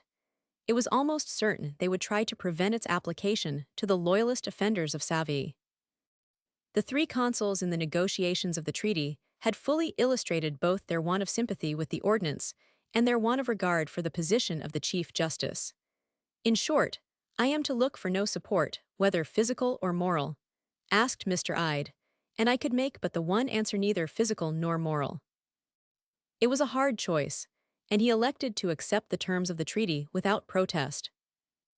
And the next war, if we are to continue to enjoy the benefits of the Berlin Act, will probably show us the result in an enlarged assortment of heads, and the next difficulty perhaps prove to us the diminished prestige of the Chief Justice. Mr. Hyde 402 announces his intention of applying the law in the case of another war, but I very much fear the golden opportunity has again been lost. About one-third of the troops believed him this time. How many will believe him the next? It will doubtless be answered that the consuls were affected by the alarm in Appia and actuated by the desire to save white lives. I am far from denying that there may be danger, and I believe that the way we are going is the best way to bring it on. In the progressive decivilization of these islands evidenced by the female heads taken in the last war, and the treatment of white missionaries in thither methods of pull devil, pull baker, general indecision, and frequent though always dignified panic, are the best calculated in the world to bring on a massacre of whites.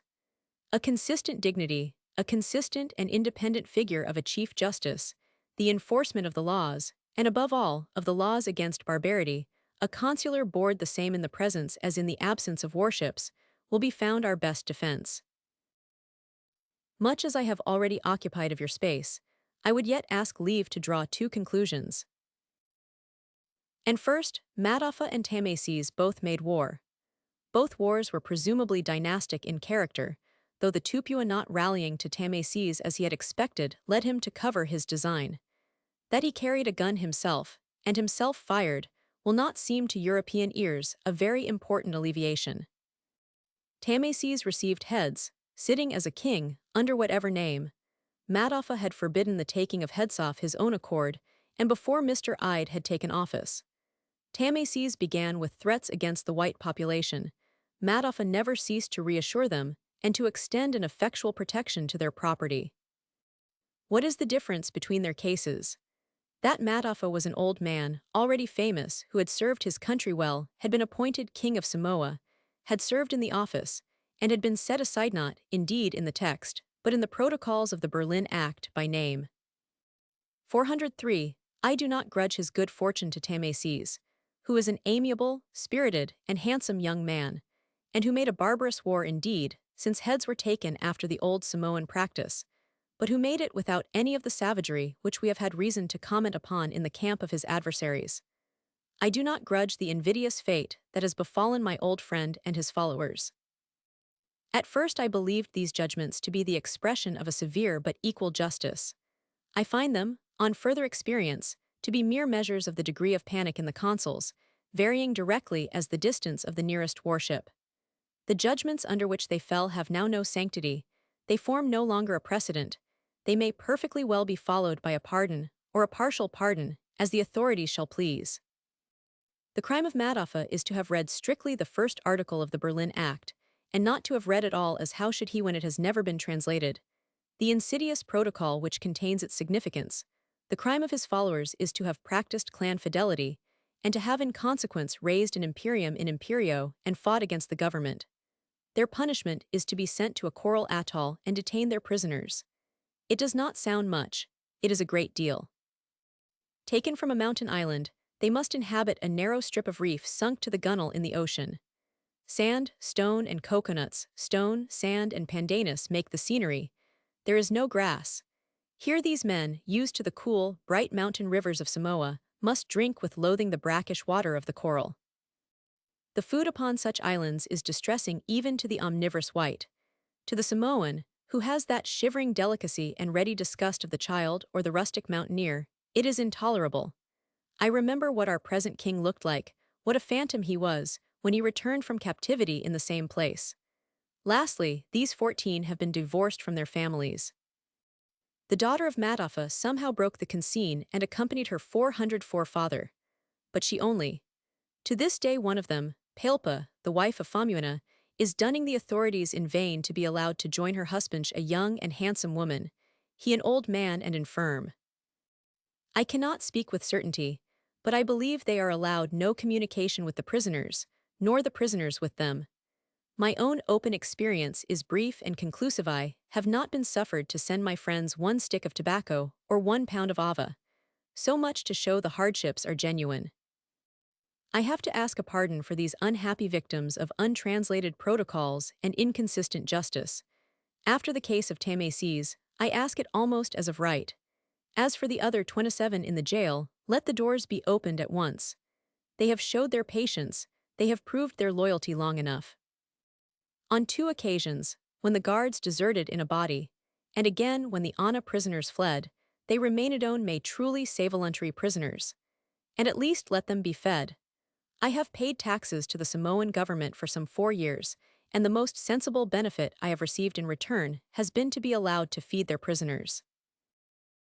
Second, if the farce of the Berlin Act is to be gone on with, it will be really necessary to moderate among our 5 sovereignsics, if we are to count poor Malaiatoa, who represents to the life the character of the hare and many friends.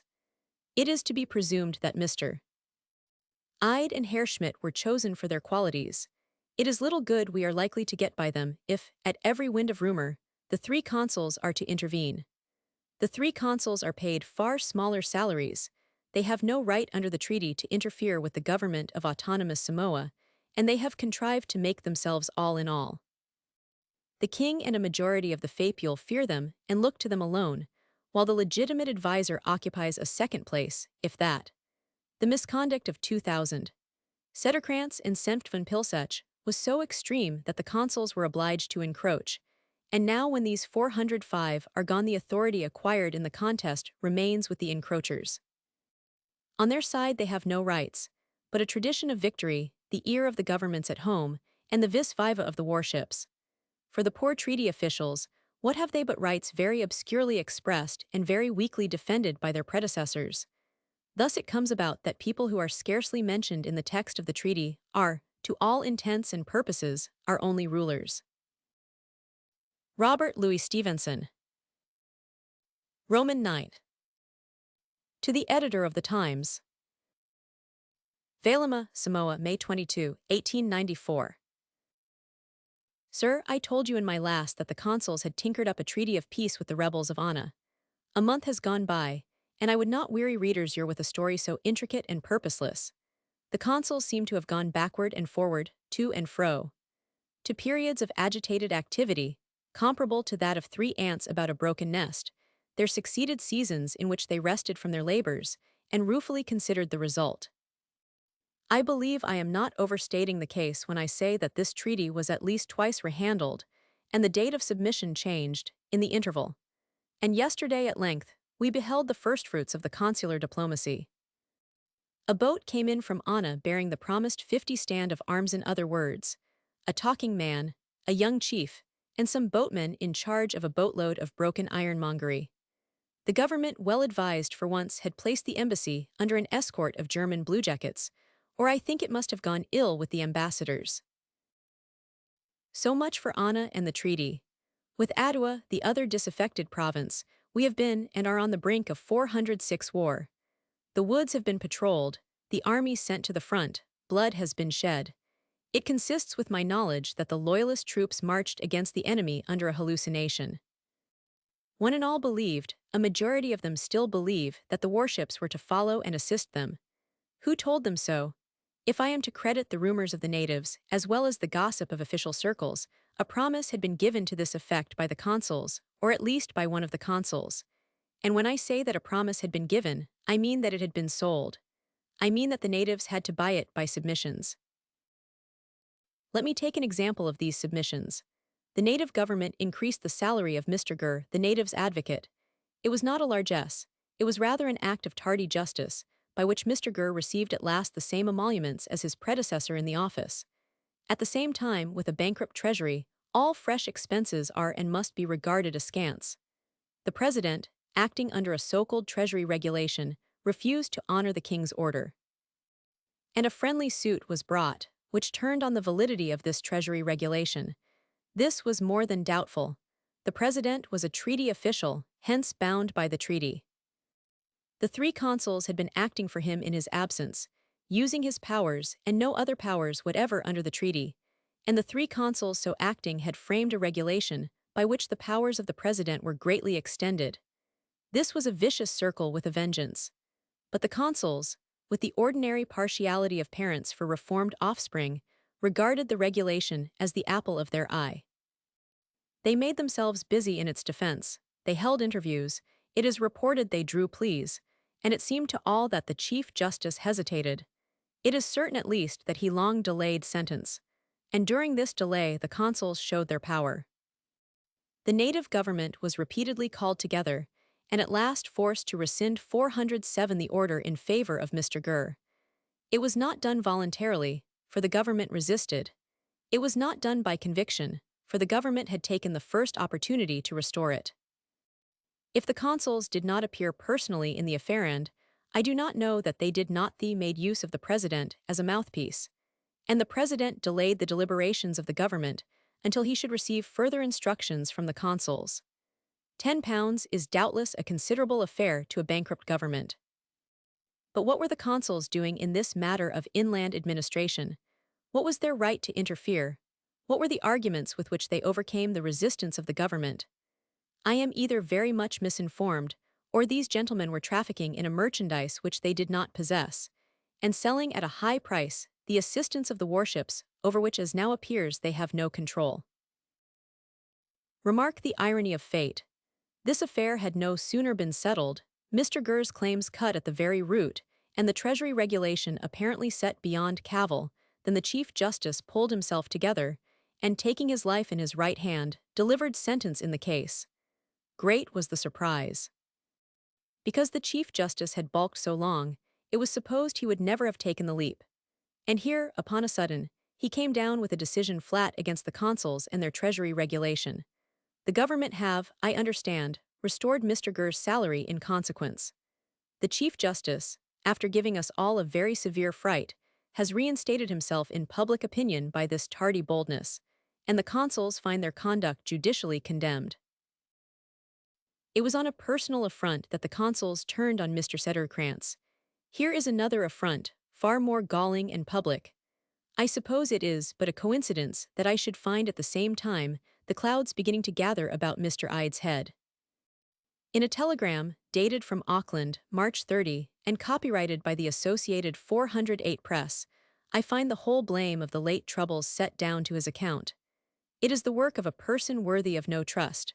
In one of his charges, and in one only, he is right. The Chief Justice fined and imprisoned certain chiefs of Anna under circumstances far from clear. The act was, to say the least of it, susceptible of misconstruction, and by natives will always be thought of as an act of treachery. But even for this, it is not possible for me to split the blame justly between Mr. Ide and the three consuls.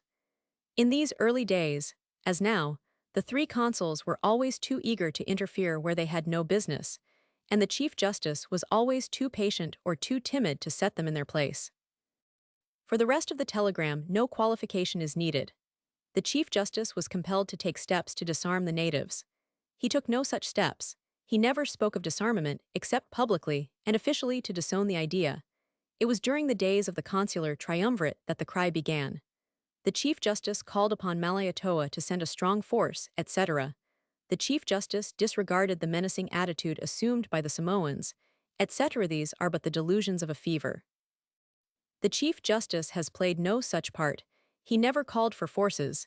He never disregarded menacing attitudes, not even those of the consuls. What we have to complain of in Mr. Ide and Mr. Schmidt is strangely different. We complain that they have been here since November, and the three consuls are still allowed, when they are not invited, to interfere in the least and the greatest. that they have been here for upwards of 6 months, and government under the Berlin Treaty is still overridden and, I may say, overlaid be the government of the consular triumvirate. This is the main fountain of our present discontents. This it is that we pray to be relieved from. Out of 6 sovereigns, exercising incongruous rights or usurpations on this unhappy island, we pray to be relieved of 3. The Berlin Treaty was not our choice, but if we are to have it at all, let us have it plain. Let us have the text, and nothing but the 409 text. Let the 3 consuls who have no position under the treaty cease from troubling, cease from raising war and making peace, from passing illegal regulations in the face of day, and from secretly blackmailing the Samoan government into renunciations of its independence. Afterwards, when we have once seen it in operation, we shall be able to judge whether government under the Berlin Treaty suits or does not suit our case. I am, sir, etc.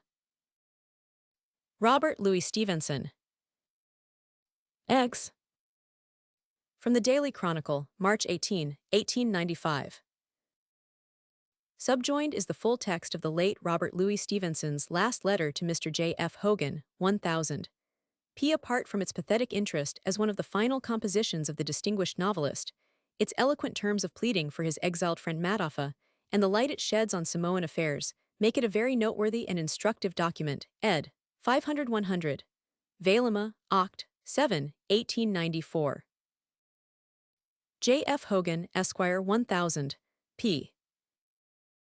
Dear Sir, my attention was attracted the other day by the thoroughly pertinent questions which you put in the House of Commons, and which the government failed to answer. It put an idea in my head that you were perhaps the man who might take up a task which I am almost ready to give up. Matoffa is now known to be my hobby. People laugh when they see any mention of his name over my signature, and the Times, while it still grants me hospitality, begins to lead the chorus.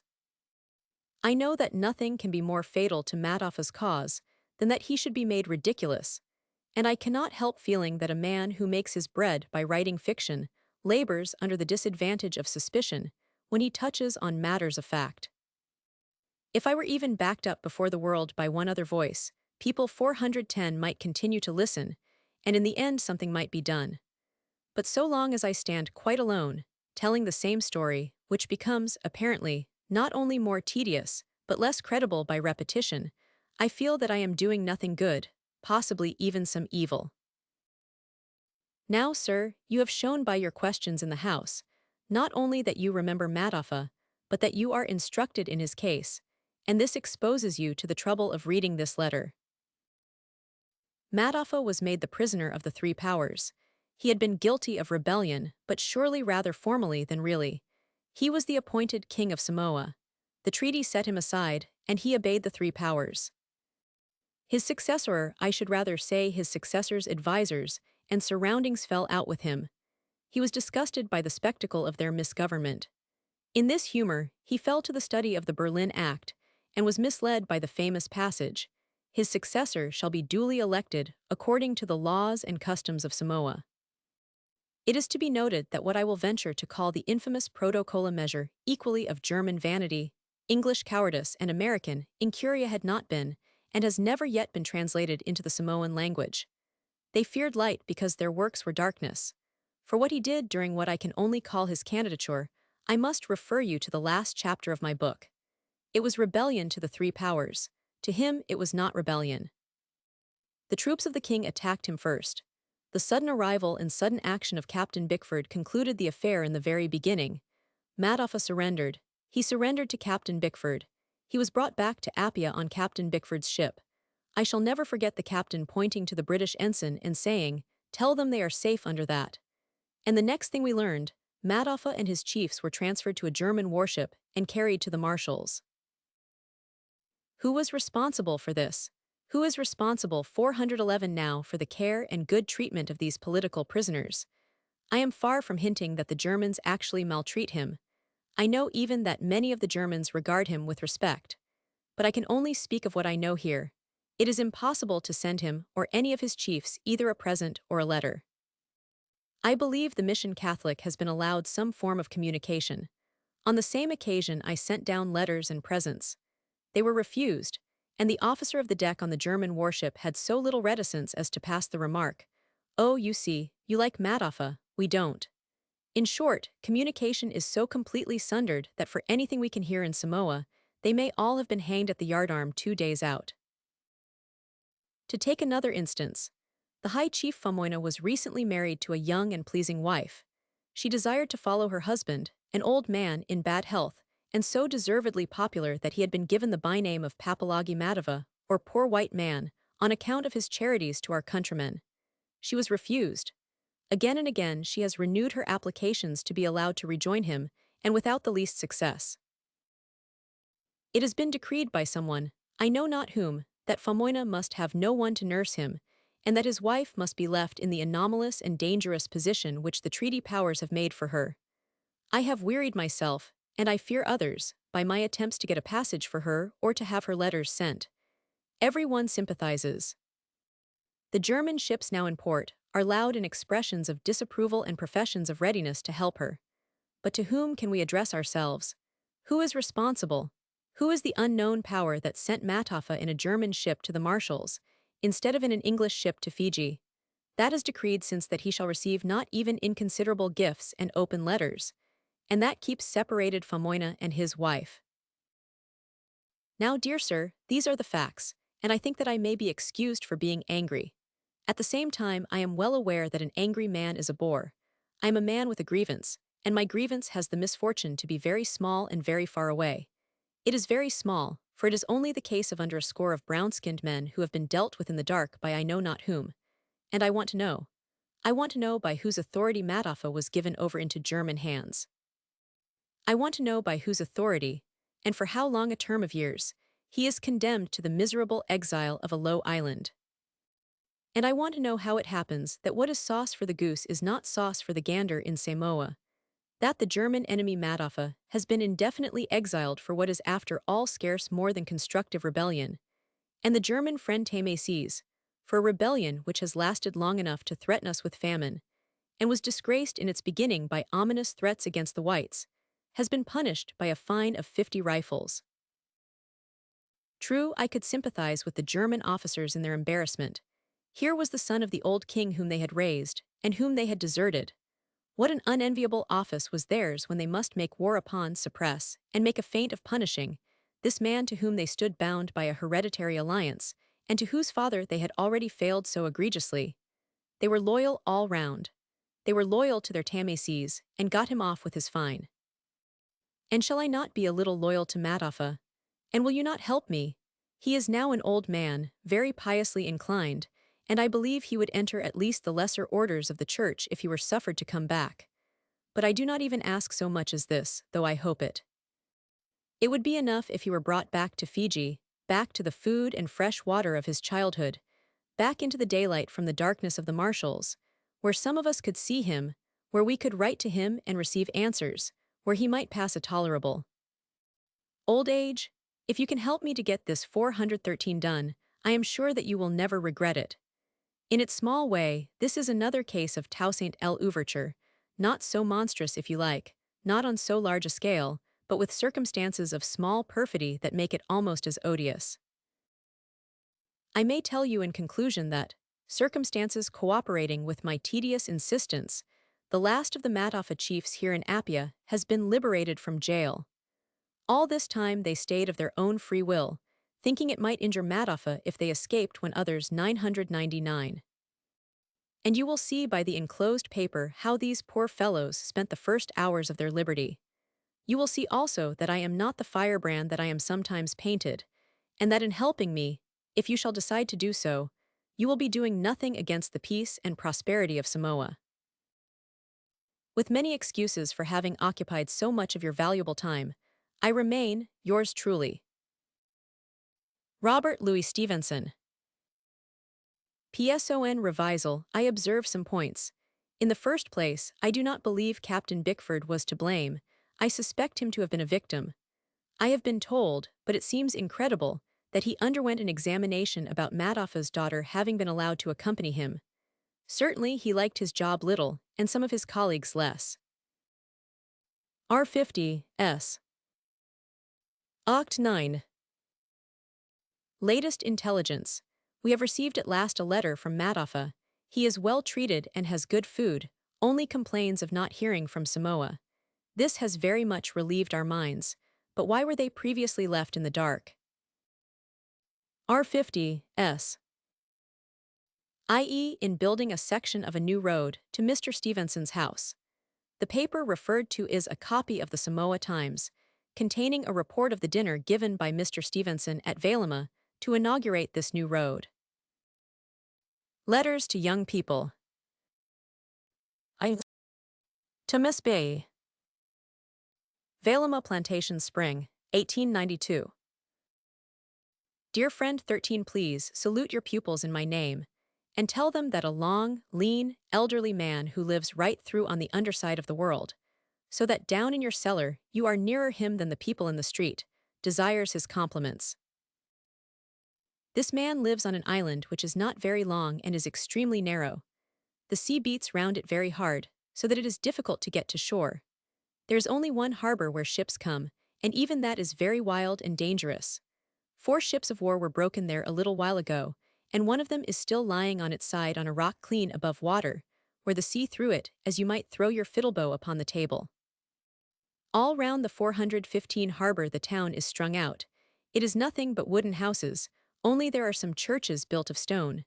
They are not very large, but the people have never seen such fine buildings. Almost all the houses are of 1 story. Away at one end of the village lives the king of the whole country. His palace has a thatched roof which rests upon posts. There are no walls, but when it blows and rains, they have Venetian blinds which they let down between the posts, making all very snug. There is no furniture, and the king and the queen and the courtiers sit and eat on the floor, which is of gravel. The lamp stands there too, and every now and then it is upset. These good folk wear nothing but a kilt about their waists, unless to go to church or for a dance on the New Year or some great occasion. The children play marbles all along the street, and though they are generally very jolly, yet they get awfully cross over their marbles, and cry and fight just as boys and girls do at home. Another amusement in country places is to shoot fish with a little bow and arrow. All round the beach there is bright shallow water, where the fishes can be seen darting or lying in shoals. The child trots round the shore, and whenever he sees a fish, lets fly an arrow and misses, and then wades in after his arrow. It is great fun. I have tried it for the child, and I never heard of it doing any harm to the fishes, so what could be more jolly? The road to this lean man's house is uphill all the way, and through forests. The trees are not so much unlike those at home, only here and there some very queer ones are mixed with them cocoanut palms, and great trees that are covered with bloom like red hawthorn but not near so bright, and from them all thick creepers hang down like ropes, and ugly-looking weeds that they call orchids grow in the forks of the branches, and on the ground many prickly things are dotted, which they call pineapples. I suppose everyone has eaten pineapple drops. On the way up to the lean man's house you pass a little 416 village, all of houses like the king's house, so that as you ride by you can see everybody sitting at dinner, or, if it is night, lying in their beds by lamplight, because all the people are terribly afraid of ghosts, and would not lie in the dark for anything. After the village there is only one more house, and that is the lean man's, for the people are not very many and live all by the sea, and the whole inside of the island is desert woods and mountains. When the lean man goes into the forest, he is very much ashamed to own it, but he is always in a terrible fright. The wood is so great, and empty and hot, and it is always filled with curious noises. Birds cry like children and bark like dogs, and he can hear people laughing and felling trees. And the other day when he was far in the woods he heard a sound like the biggest mill-wheel possible, going with a kind of dot and carry-on movement like a dance. That was the noise of an earthquake away down below him in the bowels of the earth, and that is the same thing as to say away up toward you in your cellar in Kilburn. All these noises make him feel lonely and scared, and he doesn't quite know what he is scared of. Once when he was just about to cross a river, a blow struck him on the top of his head and knocked him headforemost down the bank and splashed into the water. It was a nut, I fancy, that had fallen from a tree, by which accident people are sometimes killed, but at the time he thought it was a black boy. Aha, say you, and what is a black boy? Well, there are here a lot of poor people who are brought to Samoa from distant islands to labor for the Germans. They are not at all like the king and his people, who are brown and very pretty. For these are black as Negroes and as ugly as sin, poor souls, and in their own land they live all the time at war, and cook and eat men's flesh. The Germans make them work, and every now and then some run away into the bush, as the forest is called, and build little sheds of leaves, and eat nuts and roots and fruits, and dwell there by themselves. Sometimes they are bad, and 417 wild, and people whisper to each other that some of them have gone back to their horrid old habits, and catch men and women in order to eat them. But it is very likely not true, and the most of them are poor, half-starved, pitiful creatures like frightened dogs. Their life is all very well when the sun shines, as it does 8 or 9 months in the year, but it is very different the rest of the time. The wind rages then most violently. The great trees thrash about like whips, the air is filled with leaves and branches flying like birds, and the sound of the trees falling shakes the earth. It rains, too, as it never rains at home. You can hear a shower while it is yet half a mile away, hissing like a shower bath in the forest. And when it comes to you, the water blinds your eyes, and the cold drenching takes your breath away as though someone had struck you. In that kind of weather, it must be dreadful indeed to live in the woods, one man alone by himself. And you must know that if the lean man feels afraid to be in the forest, the people of the island and the black boys are much more afraid than he, for they believe the woods to be quite filled with spirits, some like pigs, and some like flying things. But others, and these are thought the most dangerous, in the shape of beautiful young women and young men. Beautifully dressed in the island manner with fine kilts and fine necklaces, and crosses of scarlet seeds and flowers. Woe betide him or her who gets to speak with one of these. They will be charmed out of their wits, and come home again quite silly, and go mad and die. So that the poor runaway black boy must be always trembling, and looking about for the coming of the demons.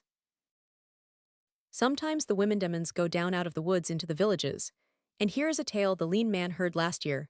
One of the islanders was sitting in his house, and he had cooked fish. There came along the road 2 beautiful young women, dressed as I told you, who came into his house, and asked for some of his fish. It is 418 the fashion in the islands always to give what is asked, and never to ask folks' names. So the man gave them fish, and talked to them in the island jesting way. Presently he asked one of the women for her red necklace, which is good manners and their way. He had given the fish, and he had a right to ask for something back. I will give it you by and by, said the woman, and she and her companion went away. But he thought they were gone very suddenly, and the truth is they had vanished. The night was nearly come, when the man heard the voice of the woman crying that he should come to her, and she would give the necklace. He looked out, and behold, she was standing calling him from the top of the sea, on which she stood as you might stand on the table. At that, fear came on the man. He fell on his knees and prayed, and the woman disappeared.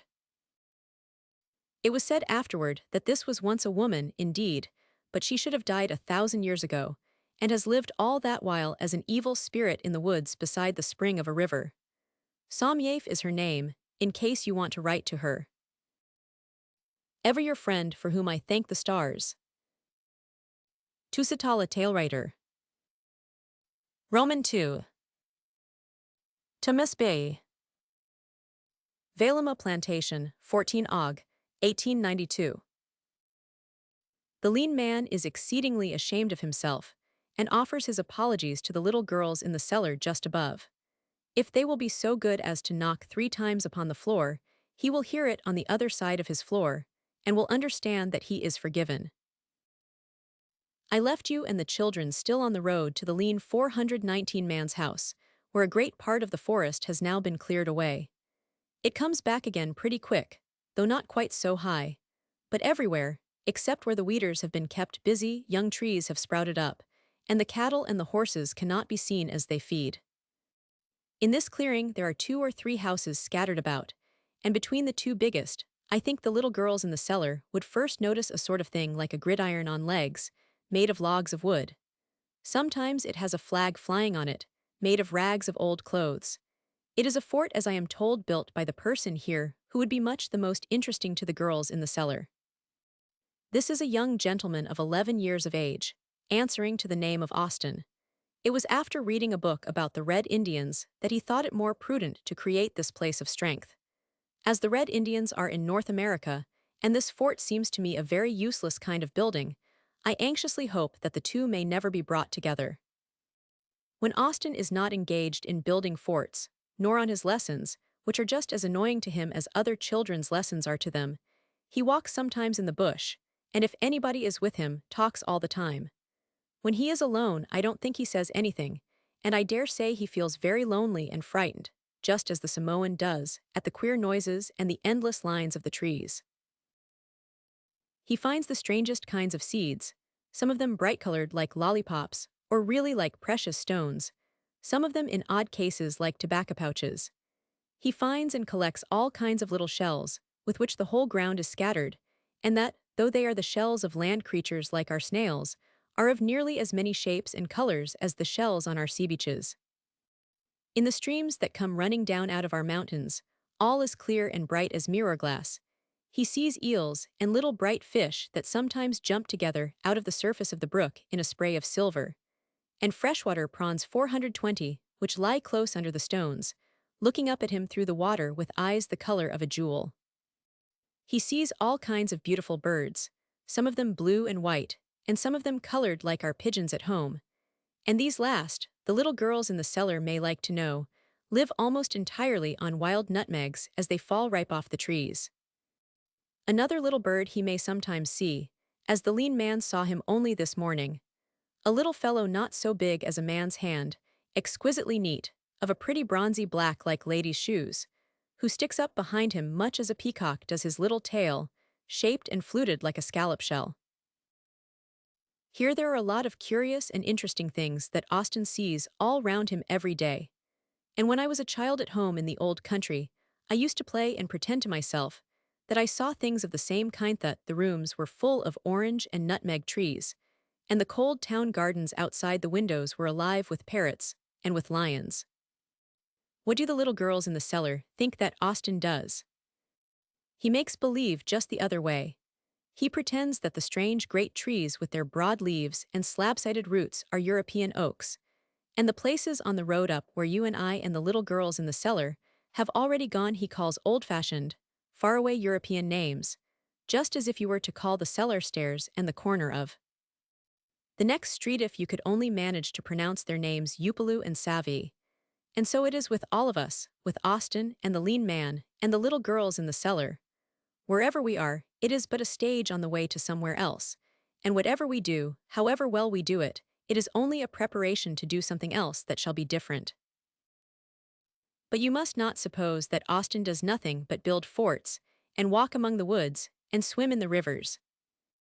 On the contrary, he is sometimes a very busy and useful fellow, and I think the little girls in the cellar would have admired him very nearly as much 421 as he admired himself, if they had seen him setting off on horseback, with his hand on his hip, and his pocket full of letters and orders, at the head of quite a procession of huge white cart horses with pack saddles, and big, brown native men with nothing on but gaudy kilts. Mighty well he managed all his commissions, and those who saw him ordering and eating his single-handed luncheon in the queer little Chinese restaurant on the beach declare he looked as if the place, and the town, and the whole archipelago belonged to him. But I am not going to let you suppose that this great gentleman at the head of all his horses and his men, like the King of France in the old rhyme, would be thought much of a dandy on the streets of London. On the contrary, if he could be seen with his dirty white cap and his faded purple shirt, and his little brown breeks that do not reach his knees, and the bare shanks below, and the bare feet stuck in the stirrupleathers, for he is not quite long enough to reach the irons. I am afraid the little girls and boys in your part of the town might be very much inclined to give him a penny in charity. So you see that a very big man in one place might seem very small potatoes in another, just as the king's palace here, of which I told you in my last, would be thought rather a poor place of residence by a Surrey gypsy. And if you come to that, even the lean man himself, who is no end of an important person, if he were picked up from the chair where he is now sitting, and slung down, feet foremost, in the neighborhood of Charing Cross, would probably have to escape into the nearest shop, or take the risk of being mobbed. And the ladies of his family, who are very pretty ladies, and think themselves uncommon well-dressed for Samoa, would, if the same thing were to be done to them, be extremely glad to get into a cab. Tusitala. Roman 3. Undercover to Miss B. Valema, 4th Sept. 1892. Dear children in the cellar, I told you before something of the black boys who come here to work on the plantations, and some of whom run away and live a wild life in the forests of the island. Now, I want to tell you of one who lived in the house of the lean man. Like the rest of them here, he is a little fellow, and when he goes about in old battered cheap European clothes, looks very small and shabby. When first he came he was as lean as a tobacco pipe, and his smile, like that of almost all the others, was the sort that half makes you wish to smile yourself, and half wish to cry. However, the boys in the kitchen took him in hand and fed him up. They would set him down alone to table, and wait upon him till he had his fill, which was a good long time to wait. The first thing we noticed was that his little stomach began to stick out like a pigeon's breast, and then the food got a little wider spread, and 423 he started little calves to his legs, and last of all, he began to get quite saucy and impudent. He is really what you ought to call a young man, though I suppose nobody in the whole wide world has any idea of his age, and as far as his behavior goes, you can only think of him as a big little child with a good deal of sense. When Austin built his fort against the Indians, Eric, for that is the black boy's name, liked nothing so much as to help him. And this is very funny, when you think that of all the dangerous savages in this island Eric is one of the most dangerous. The other day, besides, he made Austin a musical instrument of the sort they use in his own country, a harp with only one string. He took a stick about 3 feet long, and perhaps 4 inches round. The underside he hollowed out in a deep trench to serve as sounding box. The 2 ends of the upper side he made to curve upward like the ends of a canoe, and between these he stretched the single string. He plays upon it with a match or a little piece of stick, and sings to it songs of his own country, of which no person here can understand a single word, and which are, very likely, all about fighting with his enemies in battle and killing them, and I am sorry to say, cooking them in a ground oven, and eating them for supper when the fight is over.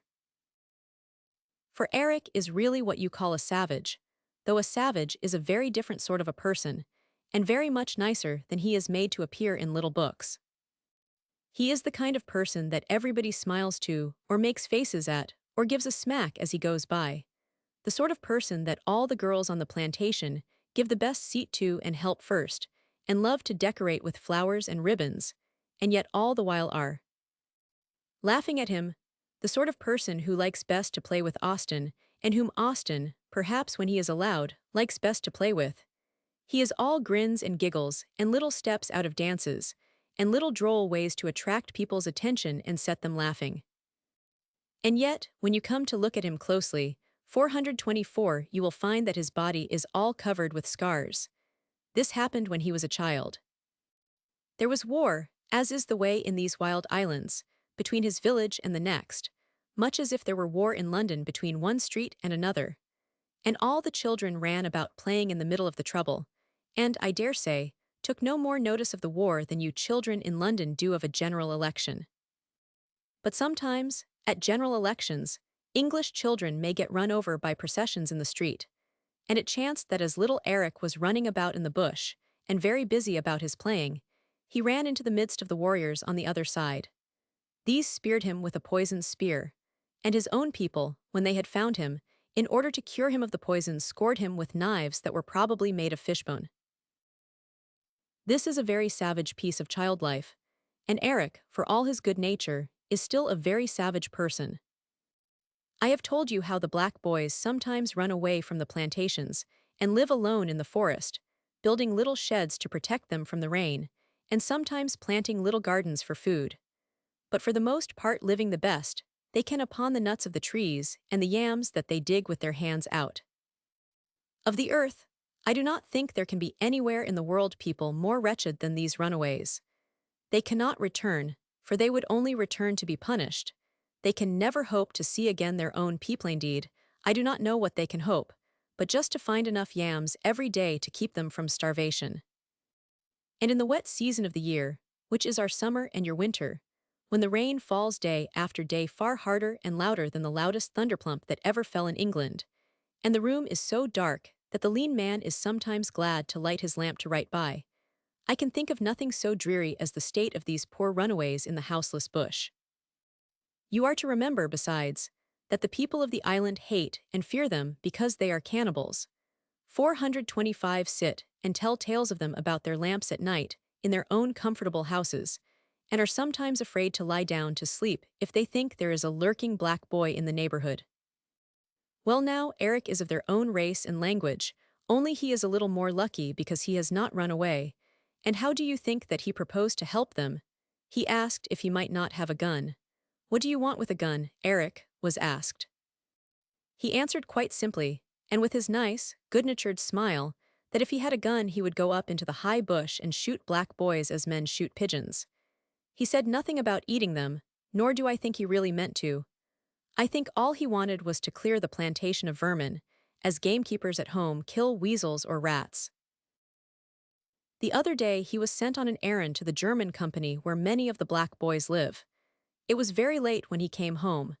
He had a white bandage round his head, his eyes shone, and he could scarcely speak for excitement. It seems some of the black boys who were his enemies at home had attacked him, one with a knife. By his own account, he had fought very well, but the odds were heavy. The man with the knife had cut him both in the head and back, he had been struck down, and if some black boys of his own side had not come to the rescue, he must certainly have been killed. I am sure no Christmas box could make any of you children so happy as this fight made Eric. A great part of the next day, he neglected his work to play upon the one-stringed harp and sing songs about his great victory. Today, when he is gone upon his holiday, he has announced that he is going back to the German firm to have another battle and another triumph. I do not think he will go, all the same, or I should be uneasy, for I do not want to have my Eric killed, and there is no doubt that if he begins this fight again, he will be likely to go on with it very far. For I have seen him once when he saw, or thought he saw, an enemy. It was one of those dreadful days of rain, the sound of 426 it like a great waterfall, or like a tempest of wind blowing in the forest, and there came to our door 2 runaway black boys seeking refuge. In such weather as that my enemy's dog, as Shakespeare says, should have had a right to shelter. But when Eric saw the 2 poor rogues coming with their empty stomachs and drenched clothes, one of them with a stolen cutlass in his hand, through that world of falling water, he had no thought of any pity in his heart. Crouching behind one of the pillars of the veranda, to which he clung with his 2 hands, his mouth drew back into a strange sort of smile. His eyes grew bigger and bigger, and his whole face was just like the one-word murder in big capitals. But I have told you a great deal too much about poor Eric's savage nature, and now I must tell you of a great amusement he had the other day. There came an English ship of war into the harbor, and the officers good-naturedly gave an entertainment of songs and dances and a magic lantern, to which Eric and Austin were allowed to go. At the door of the hall there were crowds of black boys waiting and trying to peep in, as children at home lie about and peep under the tent of a circus, and you may be sure Eric was a very proud person when he passed them all by, and entered the hall with his ticket. I wish I knew what he thought of the whole performance, but a friend of the lean man, who sat just in front of Eric, tells me what seemed to startle him most. The first thing was when 2 of the officers came out with blackened faces, like minstrels, and began to dance. Eric was sure that they were really black, and his own people, and he was wonderfully surprised to see them dance in this new European style. But the great affair was the magic lantern. The hall was made quite dark, which was very little to Eric's taste. He sat there behind my friend, nothing to be seen of him but eyes and teeth, and his heart was beating finely in his little scarred breast. And presently there came out of the 427 white sheet that great big eye of light that I am sure all you children must have often seen. It was quite new to Eric.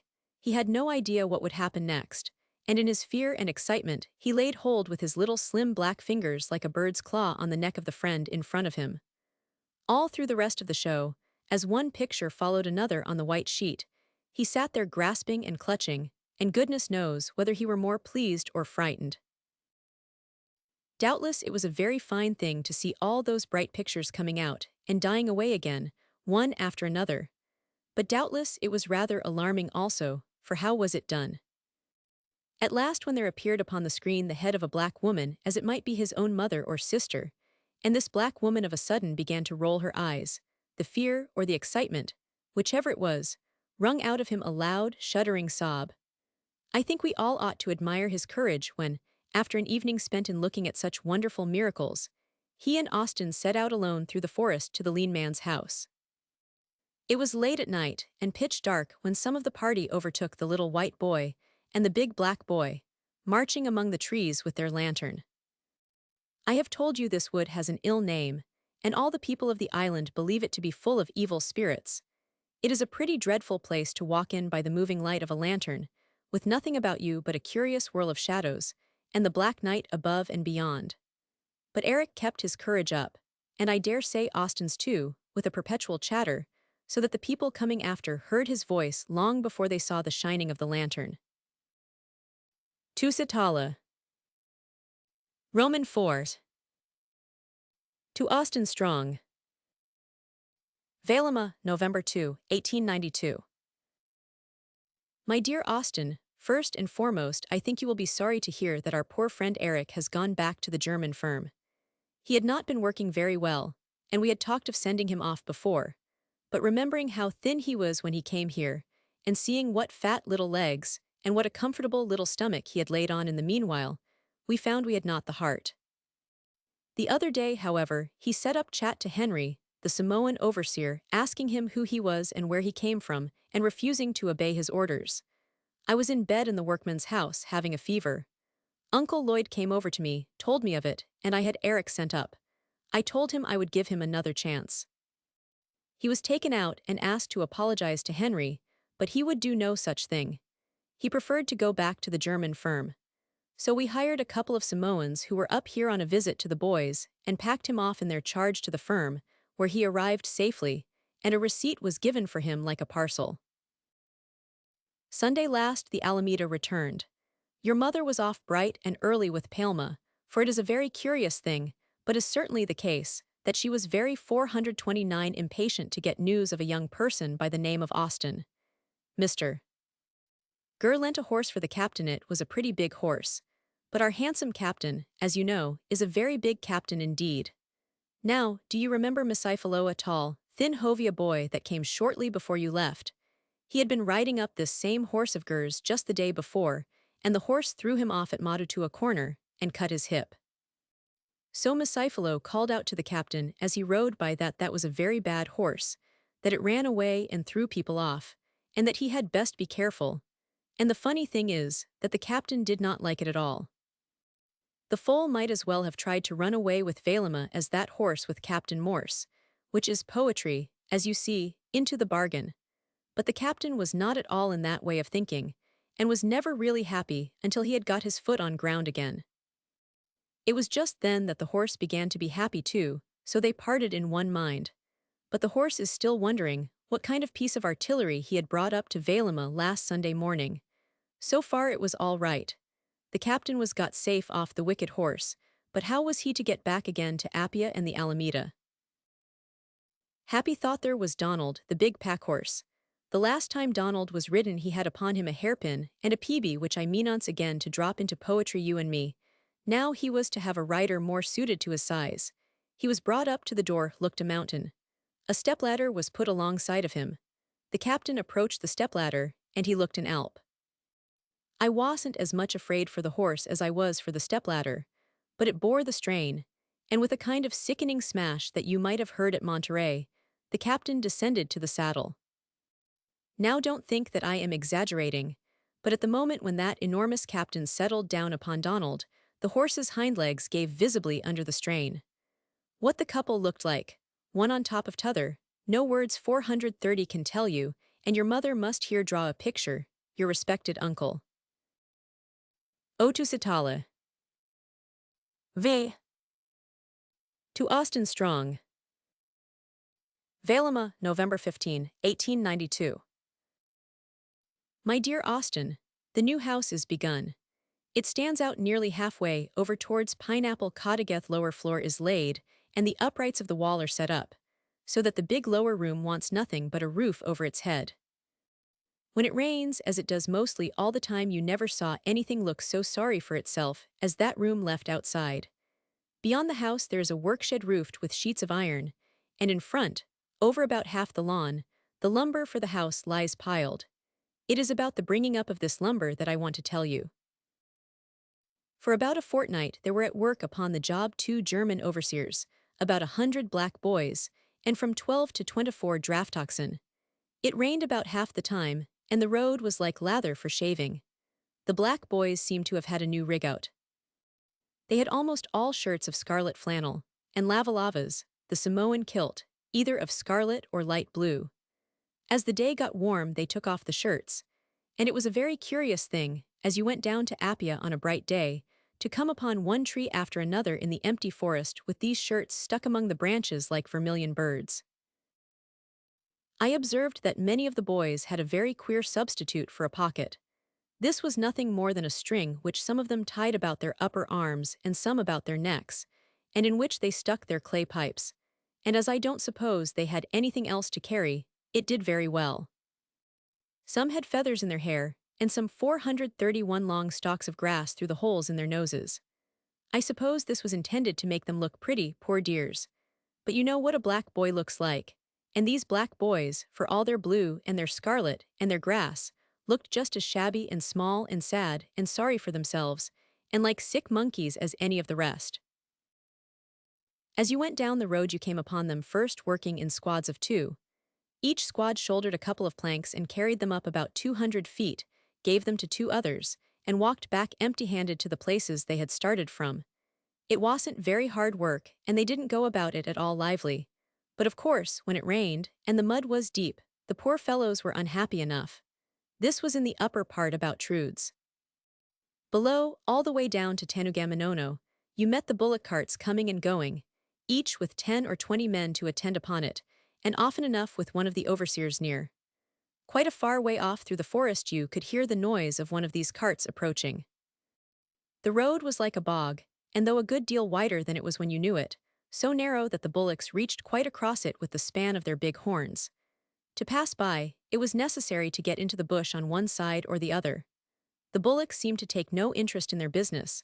They looked angry and stupid, and sullen beyond belief, and when it came to a heavy bit of the road, as often as not they would stop.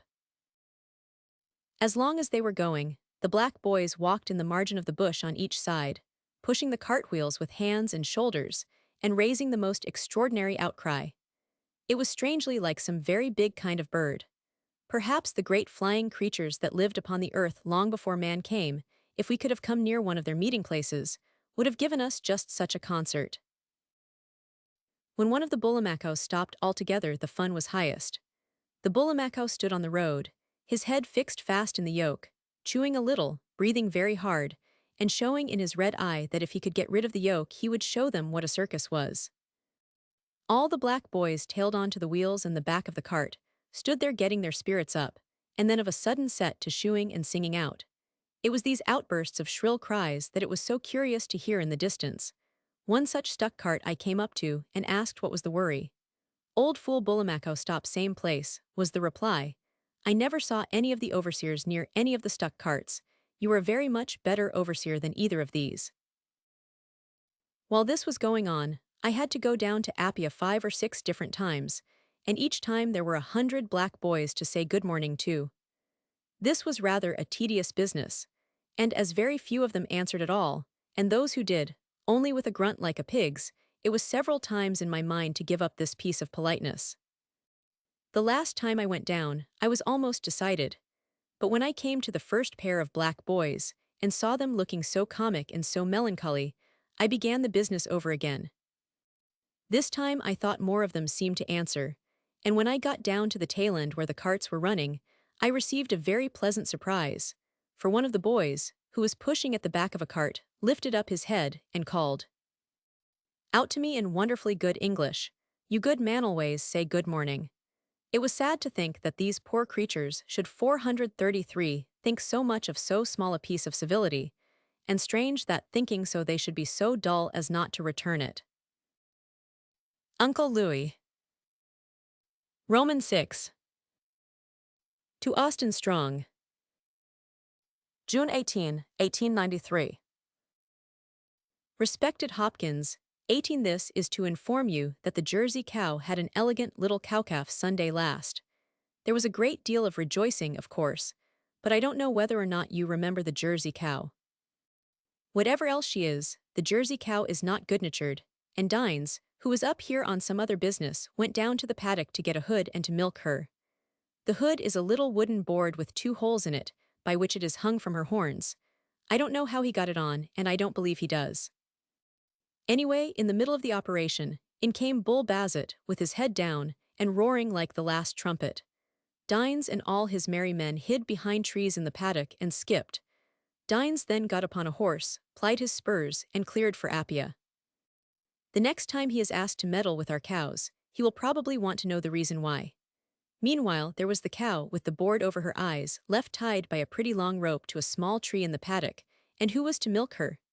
She roared. I was going to say like 434A bull, but it was Bassett who did that, walking up and down, switching his tail, and the noise of the pair of them was perfectly dreadful. Palma went up to the bush to call Lloyd, and Lloyd came down in one of his Noel-about-it moods. It was perfectly simple, he said. The cow was hooded, anybody could milk her. All you had to do was to draw her up to the tree and get a hitch about it. So he untied the cow and drew her up close to the tree and got a hitch about it right enough. And then the cow brought her intellect to bear on the subject and proceeded to walk round the tree to get the hitch off. Now this is geometry, which y'all have to learn someday. The tree is the center of 2 circles. The cow had a radius of about 2 feet and went leisurely round a small circle. The man had a radius of about 30 feet, and either he must let the cow get the hitch unwound, or else he must take up his 2 feet to about the height of his eyes and race round a big circle. This was racing and chasing. The cow walked quietly round and round the tree to unwind herself, and first Lloyd, and then Palma, and then Lloyd again, scampered round the big circle and fell and got up again and bounded like a deer to keep her hitched. It was funny to see, but we couldn't laugh with a good heart, for every now and then when the man who was running tumbled down the cow would get a bit ahead, and I promise you there was then no sound of any laughter, but we rather edged away toward the gate, looking to see the crazy beast loose and charging us. To add to her attractions, the board had fallen partly off and only covered one eye, giving her the look of a crazy old woman in a Sydney slum. Meanwhile, the calf stood looking on, a little perplexed, and seemed to be saying, "Well, now is this life? It doesn't seem as if it was all it was cracked up to be. And this is my mamma, what a very impulsive lady." All the time, from the lower paddock, we could hear Bassett roaring like the deep seas, and if we cast our eye that way, we could see him switching his tail, as a very angry gentleman may sometimes switch his cane. And the Jersey would every now and then put up her head, and low like the poo for dinner. And take it for all in all, it was a very striking scene. Poor Uncle Lloyd had plenty of time to regret having been in such a hurry, so had poor Palma, who was led into the business, and ran until he was nearly dead. Afterward, Palma went and sat on a gate, where your mother sketched him, and she is going to send you the sketch. And the end of it? Well, we got her tied again, I really don't know how, and came stringing back to the house with our tails between our legs. That night at dinner, the Tamaitai bid us tell the boys to be very careful not to frighten the cow. It was too much. The cow 436 had frightened us in such fine style that we all broke down and laughed like mad. General Hoskins, there is no further news, Your Excellency, that I am aware of. But it may interest you to know that Mr. Christian held his 25th birthday yesterday, a quarter of a living century old. Think of it, drink of it, innocent youth, and asked down Lloyd and Daplin to a feast at 1 o'clock, and Daplin went at 7, and got nothing to eat at all. Whether they had anything to drink, I know not, no, not I, but it's to be hoped so. Also, your Uncle Lloyd has stopped smoking, and he doesn't like it much. Also, that your mother is most beautifully gotten up today, in a pink gown with a topaz stone in front of it, and is really looking like an angel, only that she isn't like an angel at Allenley like your mother herself. Also that the Tamaitai has been waxing the floor of the big room, so that it shines in the most ravishing manner. And then we insisted on coming in, and she wouldn't let us, and we came anyway, and have made the vilest mess of it, but still it shines. Also that I am, Your Excellency's obedient servant, Uncle Louis. Romans 7. To Austin Strong. My dear Hutchinson, this is not going to be much of a letter, so don't expect what can't be had. Uncle Lloyd and Palma made a malanga to go over the island to Siumu, and Talalo was anxious to go also. But how could we get along without him? Well, Misifalo, the maypole, set off on Saturday and walked all that day down the island to beyond Failasiu with a letter for Ayapu. And Ayapu and Talai and Misifalo rose very early on the Sunday morning, and 437 walked all that day up the island, and came by 7 at night all pretty tired, and Misifalo most of all to Tanugamanono. We at Valima knew nothing at all about the marchings of the Saturday and Sunday, but Uncle Lloyd got his boys and things together and went to bed. A little after 5 in the morning, I awoke and took the lantern, and went out of the front door and round the verandas.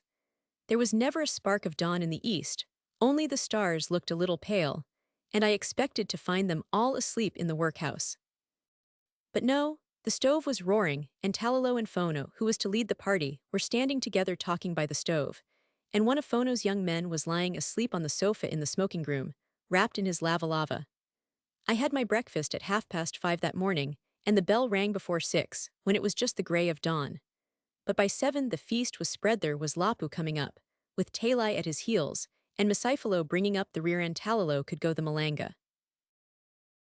Off they set, with 2 guns and 3 porters, and Fono and Lloyd and Palma and Talalo himself with best Sunday god omitting lava rolled up under his arm, and a very sore foot. But much he cared, who was smiling from ear to ear, and would have gone to Siumu over red-hot coals. Off they set round the corner of the cookhouse, and into the bush beside the chicken house, and so goodbye to them. But you should see how Ayapu has taken possession.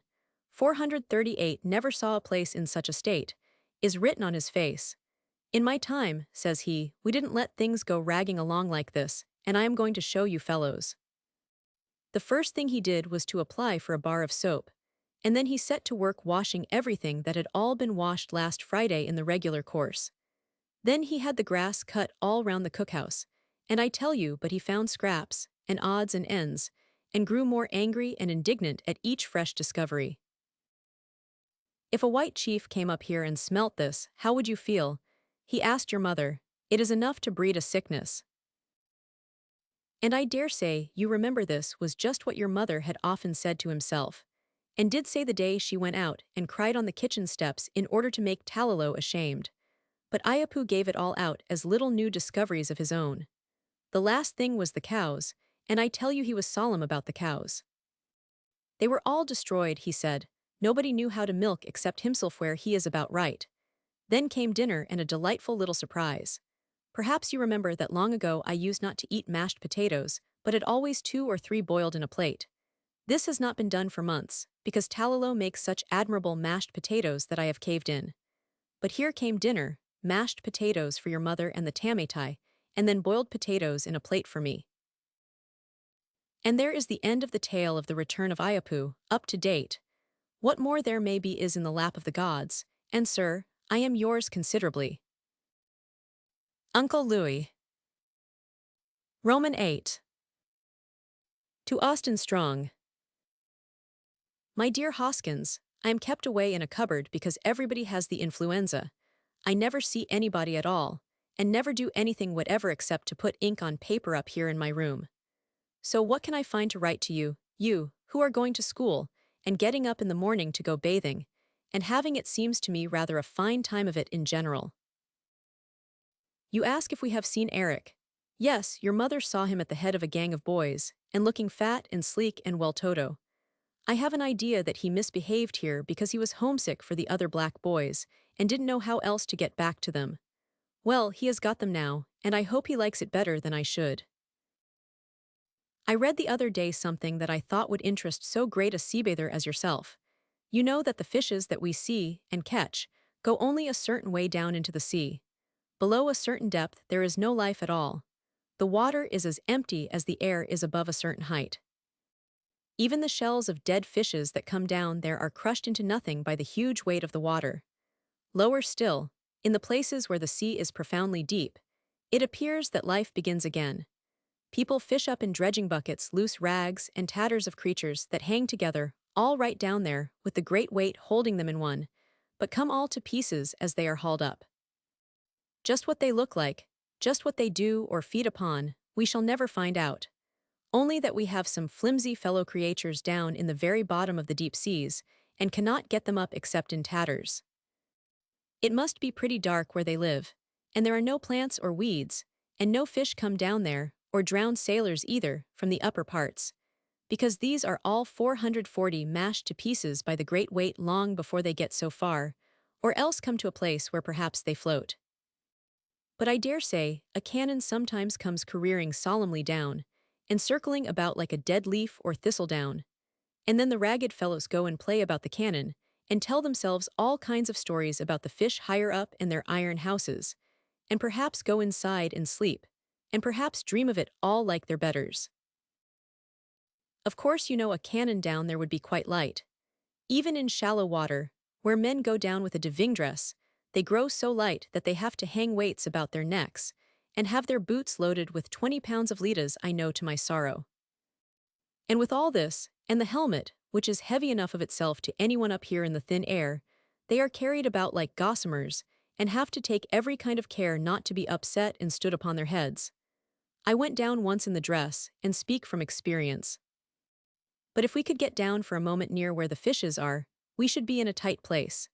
Suppose the water not to crush us, which it would, we should pitch about in every kind of direction.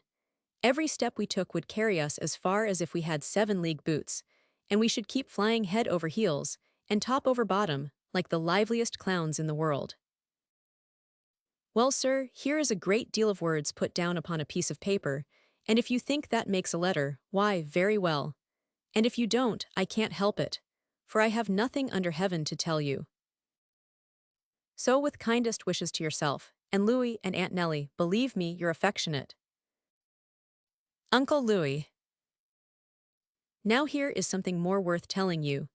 This morning at 6 o'clock, I saw all the horses together in the front paddock, and in a terrible ado about something. Presently I saw a man with 2 buckets on the march, and knew where the trouble was cow. The whole lot cleared to the gate but 2 Donald, the big white horse, 441 and my Jack. They stood solitary, one here, one there. I began to get interested, for I thought Jack was off his feed. In came the man with the bucket and all the ruck of curious horses at his tail. Right round he went to where Donald stood and poured out a feed, and the majestic Donald ate it, and the ruck of common horses followed the man.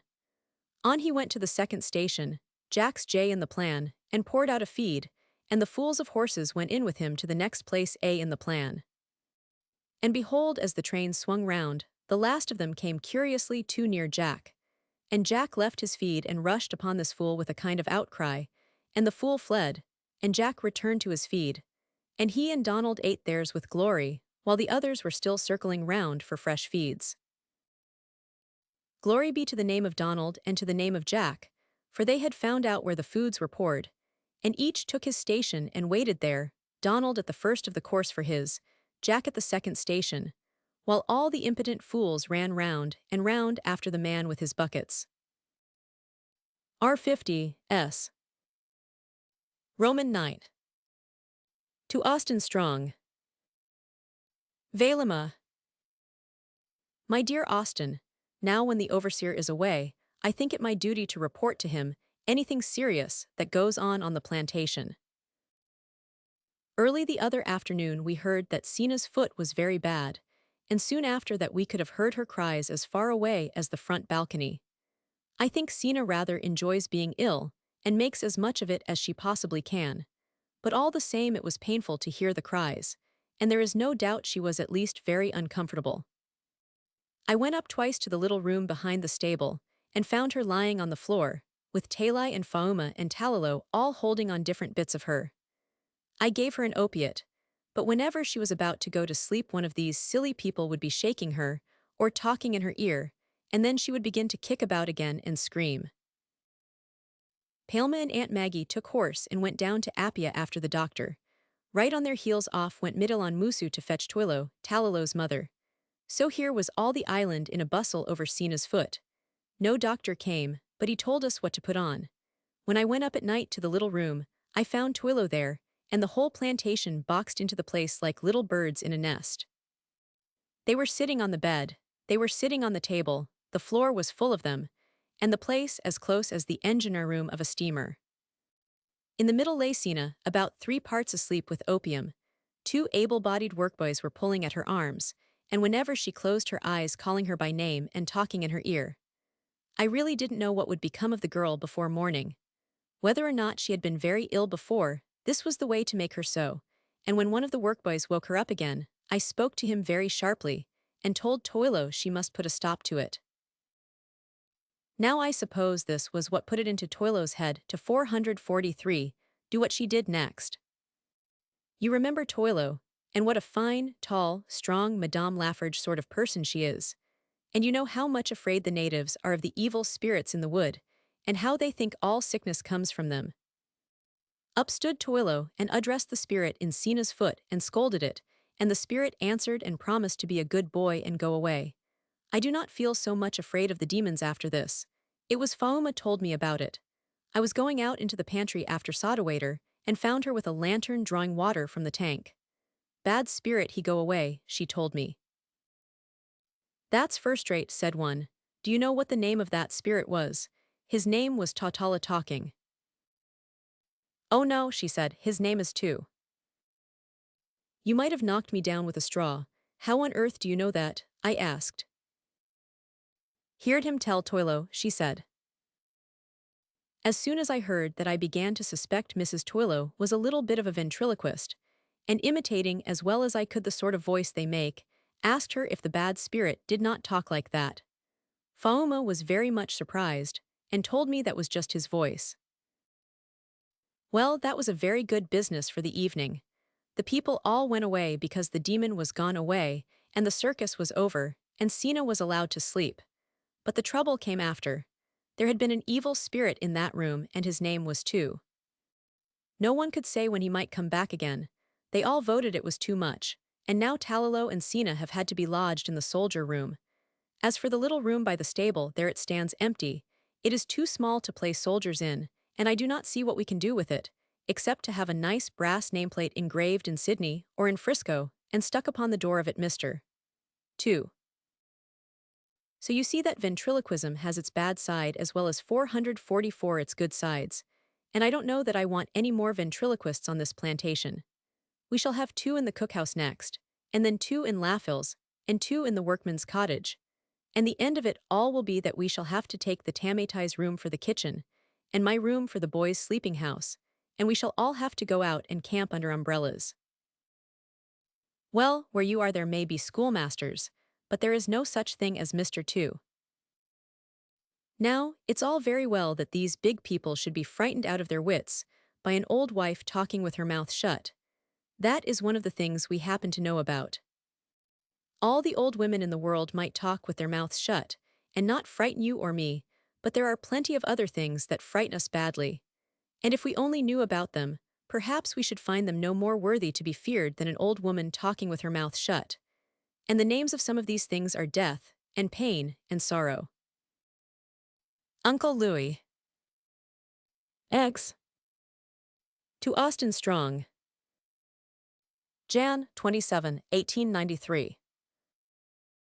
Dear General Hoskins, I have the honor to report as usual.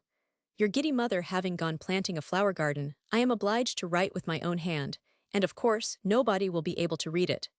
This has been a very mean kind of a month. Aunt Maggie left with the influenza. We have heard of her from Sydney, and she is all right again, but we have inherited her influenza, and it made a poor place of Vailima. We had Talalo, Midil, Sisimo, Ayapu, Sina, Masifalo, and myself, all sick in bed at the same time, and was not that a pretty dish to set before the king. The big hall of the new house having no 445 furniture, the sick pitched their tents in it, I mean their mosquitonets, like a military camp. The Tamatai and your mother went about looking after them, and managed to get us something to eat. Henry, the good boy, though he was getting it himself, did housework, and went round at night from one mosquitonet to another, praying with the sick. Sina, too, was as good as gold and helped us greatly. We shall always like her better. All the time I do not know how they managed. Your mother found the time to come and write for me, and for 3 days, as I had my old trouble on, and had to play dumb man, I dictated a novel in the deaf and dumb alphabet. But now we are all recovered, and getting to feel quite fit. A new paddock has been made, The wires come right up to the top of the hill, pass within 20 yards of the big clump of flowers if you remember that, and by the end of the pineapple patch. The Tamatai and your mother and I all sleep in the upper story of the new house. Uncle Lloyd is alone in the workman's cottage, and there is nobody at all at night in the old house, but ants and cats and mosquitoes. The whole inside of the new house is varnished. It is a beautiful golden brown by day, and in lamplight all black and sparkle. In the corner of the hall the new safe is built in, and looks as if it had millions of pounds in it. But I do not think there is much more than $20 and a spoon or two, so the man that opens it will have a great deal of trouble for nothing. Our great fear is lest we should forget how to open it, but it will look just as well if we can't. Poor Messiphaloyu, remember the thin boy, do you not, had a desperate attack of influenza, and he was in a great taking. You would not like to be very sick in some savage place in the islands, and have only the savages to doctor you. Well, that was just the way he felt. It is all very well, he thought, to let these childish white people doctor a sore foot or a toothache, but this is serious, I might die of this. For goodness sake, let me get away into a drafty native house, where I can lie in cold gravel, 446 eat green bananas, and have a real grown-up, tattooed man to raise spirits and say charms over me. A day or two we kept him quiet and got him much better. Then he said he must go. He had had his back broken in his own islands, he said. It had come broken again, and he must go away to a native house and have it mended. Confound your back, said we, lie down in your bed. At last, one day, his fever was quite gone, and he could give his mind to the broken back entirely. He lay in the hall, I was in the room alone. All morning and noon I heard him roaring like a bull calf so that the floor shook with it. It was plainly humbug, it had the humbugging sound of a bad child crying, and about 2 of the afternoon we were worn out and told him he might go. Off he set. He was in some kind of a white wrapping, with a great white turban on his head, as pale as clay, and walked leaning on a stick. But oh, he was a glad boy to get away from these foolish, savage, childish white people, and get his broken back put right by somebody with some sense. He nearly died that night, and little wonder. But he has now got better again, and long may it last. All the others were quite good, trusted us wholly, and stayed to be cured where they were. But then he was quite right, if you look at it from his point of view, for though we may be very clever, we do not set up to cure broken backs. If a man has his back broken, we white people can do nothing at all but bury him. And was he not wise, since that was his complaint, to go to folks who could do more? Best love to yourself, and Louis, and Aunt Nellie, and apologies for so dull a letter from your respectful and affectionate Uncle Louis.